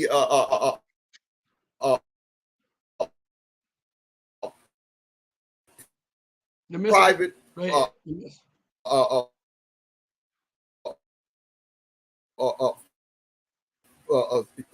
companies that own that. They call them the sons of Nixon. You know, Nixon. Let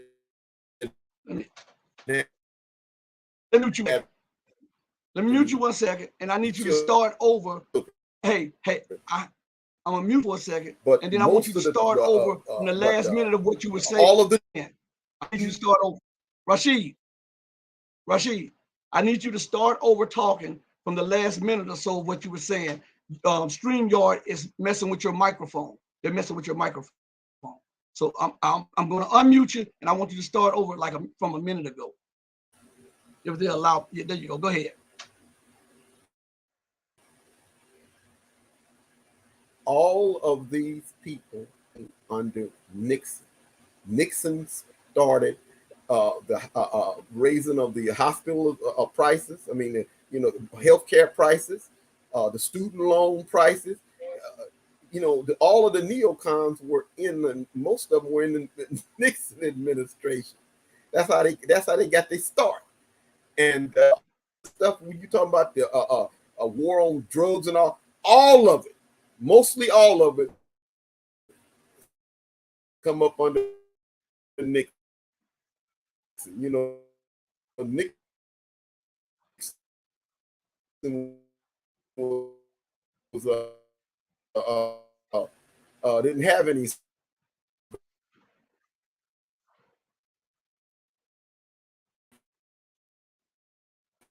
Okay. Okay. So, the last part of what he said, they blocked out.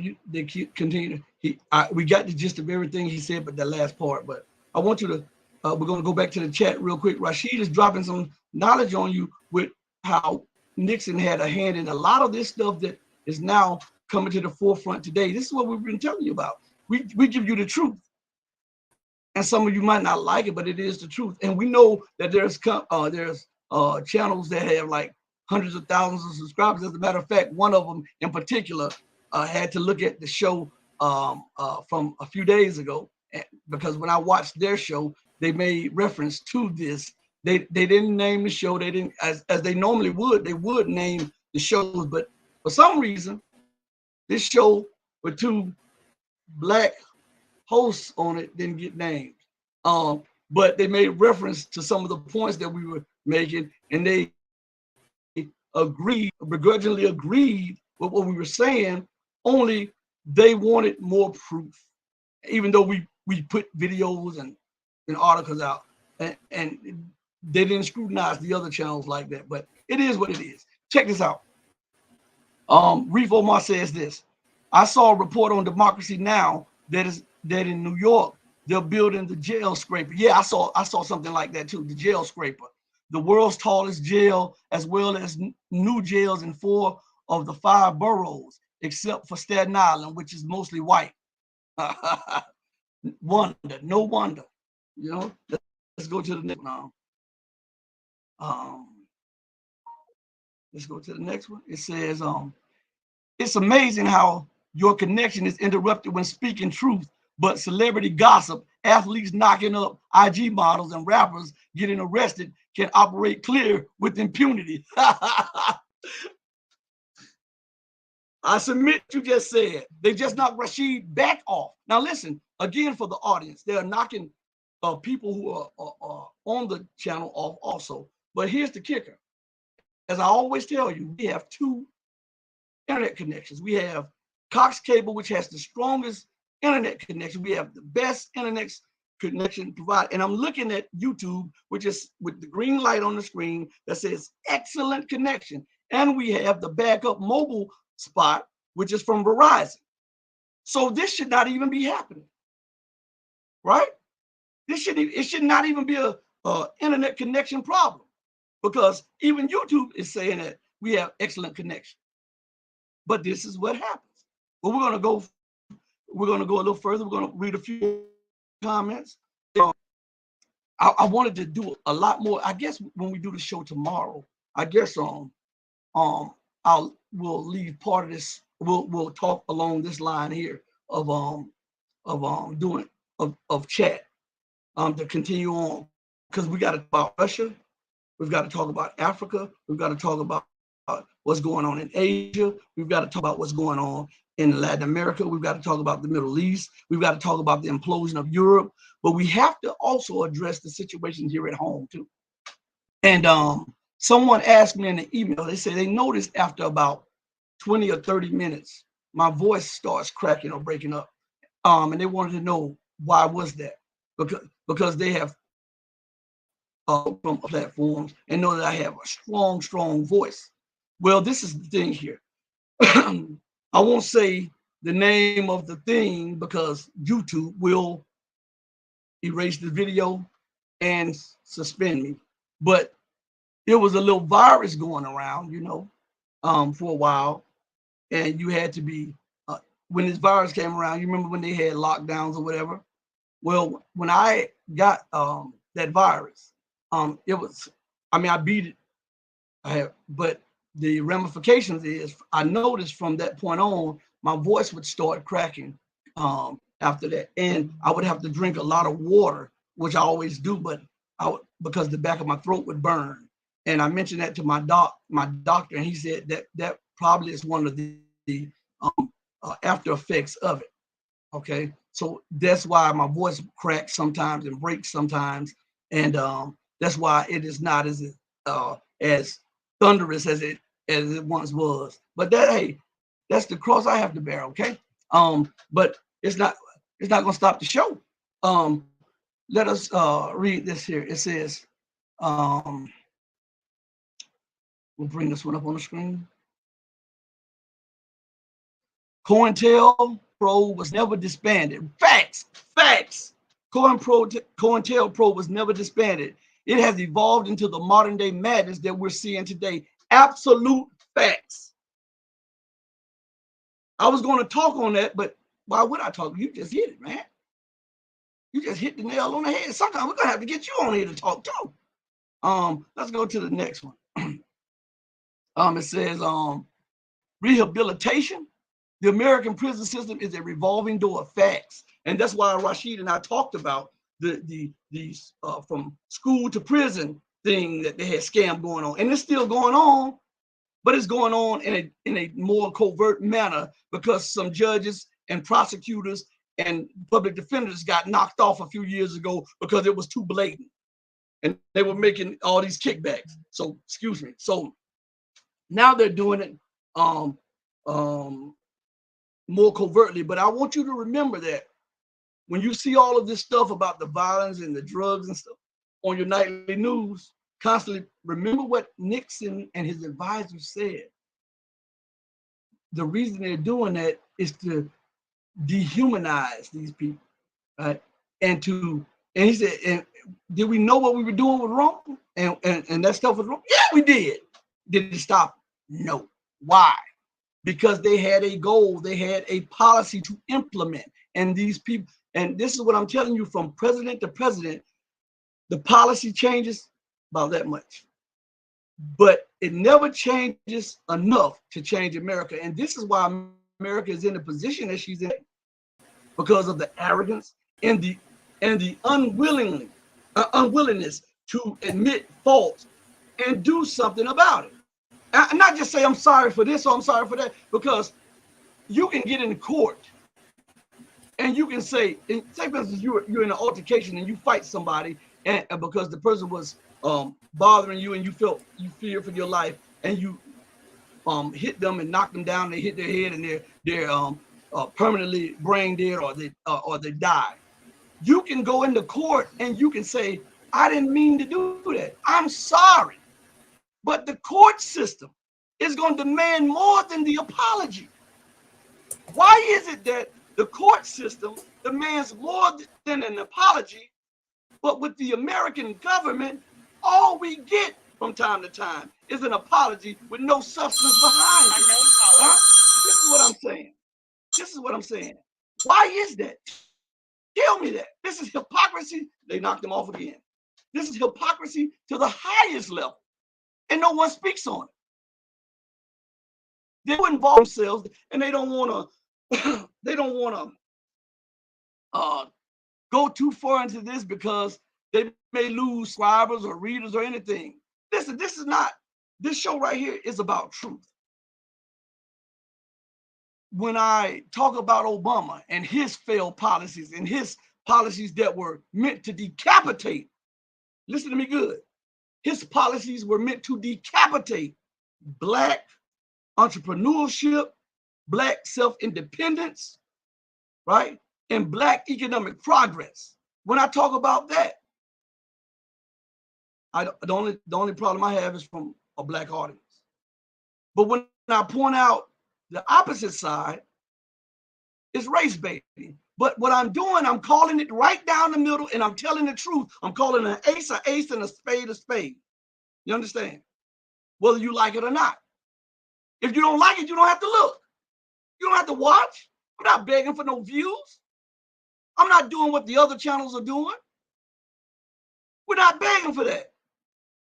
We want to disseminate the truth, because the truth, even in these alternative media sites that are popular, and they give you some truth, they bury the underlining truth of why this, and this. They give you their opinion. Oh, well, I believe such and such, but they don't connect the dots of why this happened here, here, and here, and how it's connected to over here, here, here, and here.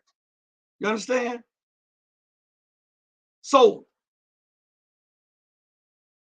what we're trying to do to you is enlighten you. Because see, listen, an enlightened person is hard to take advantage of. If you have the same if you have the same insight as the government, it's hard for the government to exploit you. If you have the same understanding and insight that I have and others have, it's hard for to exploit you is because they have it for you and understanding these things around you. So they'll give you this over here, but they'll withhold some of this over here. That's not right. You have to, if you tell it all. Don't tell what'll make you look good. Tell it all. And that's what we're saying. Now listen, the show has been wonderful to do. A lot of stuff from either YouTube or StreamYard. We're working on another streaming platform to come through YouTube so that we can try to minimize this freezing of the screen, the messing with the voice and all that. And I see you. I'm about to ask you before we go off the air because I know you want to say something. Rashid just hit me and said he's back in the booth. I see it. Listen, I'm sincere about what I'm saying. Rashid is sincere about what he's saying. We're not trying to take advantage of you. Too many people have done it and are doing it. That's how they remain rich. That's how they remain powerful. That's how they grow their sites. That's how they do those things. But sometimes you got to put all of that to the side and say, you know what? Let's just let truth stand. If I have 100 followers, 1 follower, or 200 million subscribers, it doesn't matter. Let's not water down the content. Let's let the people who are attracted to the truth gravitate towards the truth, even if it might offend them a little bit. Because after a while, when you sit down and you go through what I said or what Rashid said, let's just say, for instance, today, if what we said offended any of you, if you go back and look at what we said, it's history, it's facts. We didn't do it and we didn't say it per se. We were echoing what was done and what was said. We were pointing these things out to you. So why would you be mad with us pointing out truth that has been omitted by other people? It just doesn't make sense. Before we go out, I'm gonna let Rashid have a few parting words, and then I'm gonna close out with you all. But I want you all, please go over to our Patreon and subscribe. Go over to Odyssey and subscribe. I think we're on what is it? Telegram. We just started. Go over to Telegram. The Red Pill Diaries on Telegram and subscribe. Go to my son keeps telling me about Rumble. He's trying to set up the Rumble. Go over to Rumble and subscribe to the Red Pill Diaries. And Twitch, subscribe to the Red Pill Diaries. Go and also subscribe to the Red Pill Journals, which is the sister channel on YouTube. Just in case they kick us off here, we can still do it on our sister channel. But Rashid, go ahead. Say your parting words.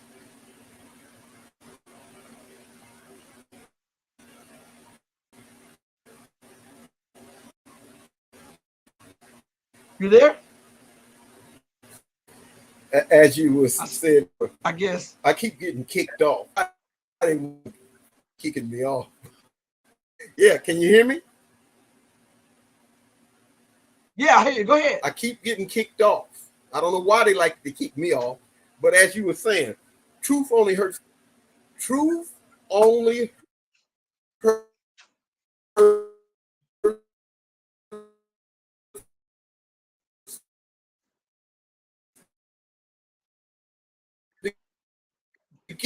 They're messing with your voice.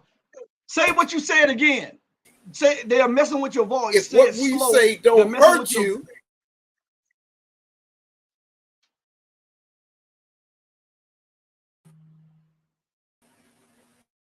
go ahead.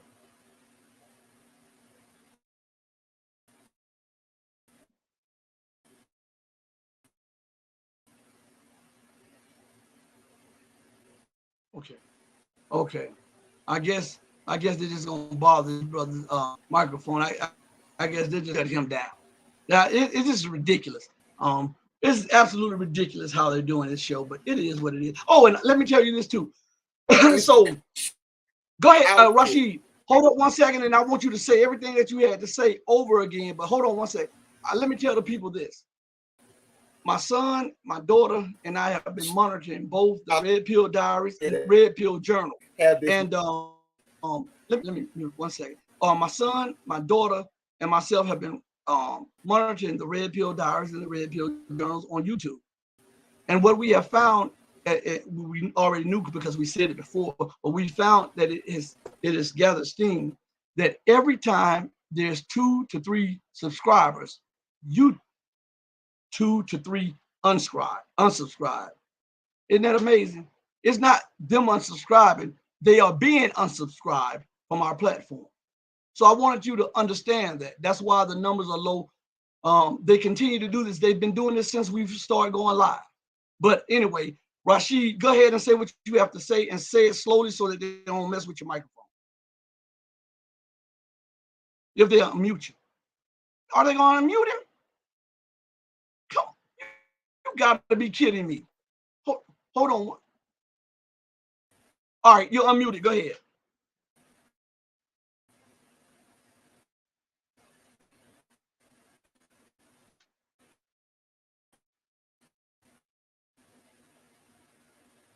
No.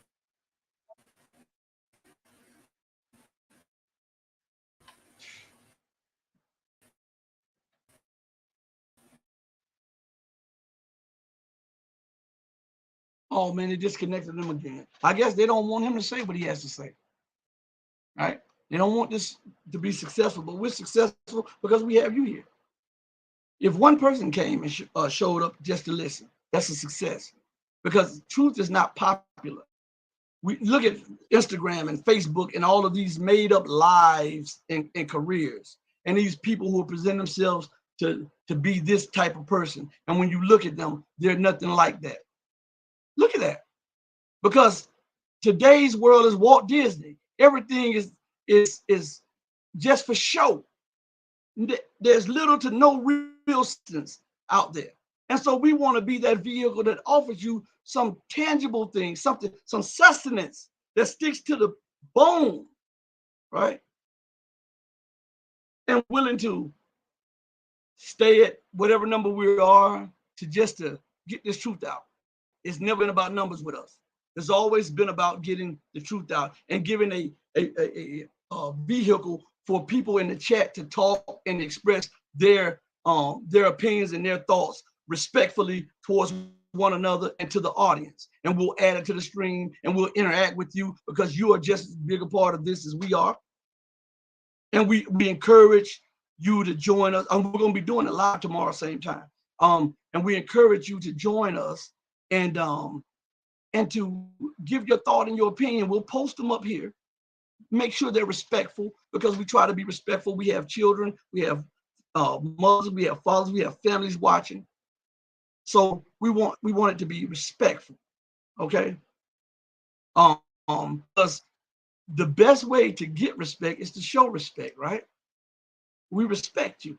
We honor your presence, and we really appreciate you coming on the platform and viewing us, whether you're viewing us or whether you're in the chat. We really appreciate the time that you give, because time is the most valuable commodity on earth or in existence. Because once you pay out your time to something, you can never get it back. So if you give your time to something, you have to make sure that it's worth the price that you have to pay. And what we try to do is make sure we give you the value of your time in return for you giving us your time. So in closing, Reef Omar says this, and this right here is so factual that as a matter of fact, let me go to it and post it on the screen beforehand. Let's see. Right here. Just give me a second. Under Obama, America was able to commit blatant and destructive acts that would have gotten a white president roasted. That's what I said. That's what I said. Now, just imagine if George Bush would have gone into Libya and they would have sodomized Gaddafi and they would have done the things that they did to North Africa. Trump would have been destroyed in the media as being racist. George Bush would have been destroyed. If those guys would have been destroyed for doing what Obama has done, they would have been destroyed when Obama transferred, what was it, 7 or 20, between 7 and $23 trillion of wealth from the poor and middle class to the upper class. Nobody said anything about that. Nobody said anything about them taking, or I would say taking, but you know what the word is, taking the government lunch programs and stuff and taking the funding from that to fund something else. They did a lot of dirt that Black America don't want to come to terms with. It was under Obama that they broke the rise of Africa. But Africa is still down rising. So and for Black people who are listening, as long as I was talking about America's racist policy towards Black people, and I was pointing the finger at white people, right? And not all white people, but I'm talking about government. I'm talking about what we were the stuff that we were going at, because let me tell you something. The system is going to eat up middle class and poor white people too after they get done with us, and then they'll see, as you see with the Jan 6 movement, they were mad over the injustice in the so-called election, right? We have been complaining about that for decades. The injustice, the elections, the politics, right? And I have to say this before I go back to what I was just saying. And I have to point out the inconsistencies here with some of my colleagues that I talked to behind closed doors, because they were in an uproar over the chaos between what happened between Biden and Trump, right? You know what I'm talking about. So much so that you had the Jan 6 movement on the Capitol. But no words were uttered. And see, I call ace a ace and a spade, and I'm not a liberal. I'm not a Democrat, none of that stuff. And as a matter of fact, I don't even get involved in the politics because it's so corrupt. But listen, when the shoe was on the other foot, and we were talking about hanging chads in Florida, where was Jan 6 then about that, huh? Or where was the Jan 6 movement in the Ohio, the Midwest states when John Kerry was running? Huh? You remember that? You remember that? See, y'all have a short memory, but I don't. Do you remember that the other foot a while ago, but breaching of security on Congress doorsteps, and anybody who challenged the results were haters or something like that? Remember that? Remember how George Bush II got into office? Do you remember that? Huh? Y'all remember that? So what I'm saying is the political scheme is the same. It's just on certain issues, one is more hypocritical than the other one. And then on this issue, issues like this, they're more hypocritical than the other one. And that keeps you away from the political system, and that shows you the intrinsic and inherent corruption from top to bottom and from bottom to top. Okay. Now, I was speaking on something, but I see Rashid back in the booth, so I am going to bring him. Oh yeah, Reef said he remembers. He remembers what I'm saying. So I point these things out. We point these things out, and these are inconvenient truths to both sides. Like when we point out on one side, the other side cringe, and vice versa. They cringe. Still, it's not going to stop us from pointing them out. Rashid, I'm gonna let you say what you have to say, And then what was I talking about beforehand? I wanted to get to a point on the system. Oh, of Obama. I got it. Go ahead. I'm gonna close out with Obama, but go ahead.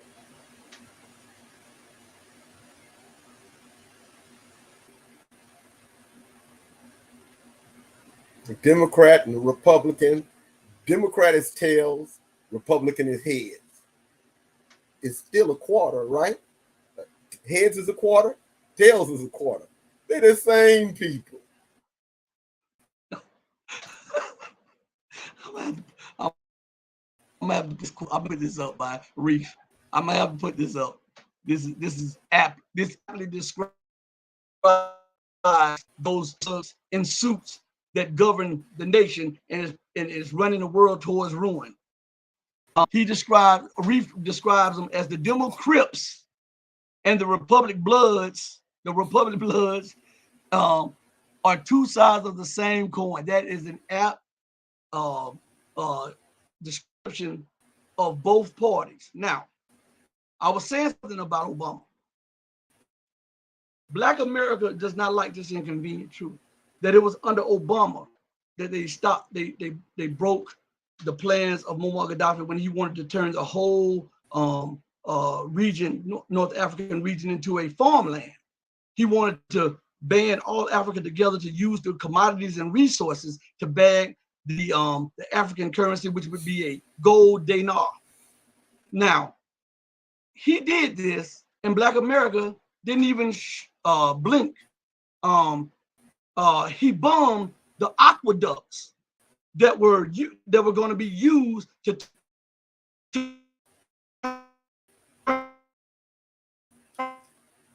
the desert into fertile, and they break. This was done under Obama presidency, the atomizing of Gaddafi under Obama, the coup attempt against the great and noble Robert Mugabe, that was done under Obama. Did you know that under President Obama that he bombed more African countries and put more troops in Africa? I won't say Joe Biden is excluded because he's doing stuff right now. But I'm saying up until then, he had bombed more Black or African nations and made war with more Muslim nations than his predecessors. Did you know that? These are inconvenient truths. See, we call it out on both sides. These are inconvenient truths. And then he believes that if he can get in front of the media and then talk the lingo with you, and when he gets in front of the urban community and spin a basketball on his finger or shoot hoops or whatever, in the Black community, oh my God, Obama. As he steals trillions from the Black community, he gives you an Obama phone. That is the highest form of hypocrisy and sarcasm and contempt for people. Okay, and that is real. So look, and Reef says his research: Obama killed more Muslims in 4 years than Bush did in 8.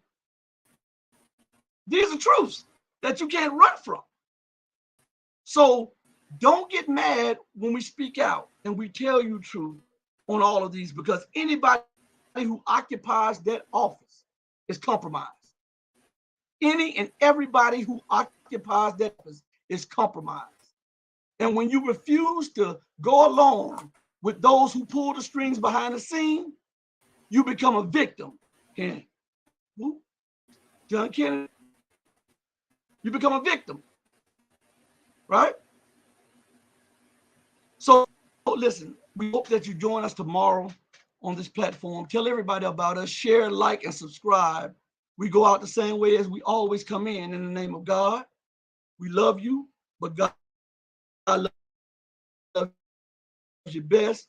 And mama, always remember, oh, I love you, mama.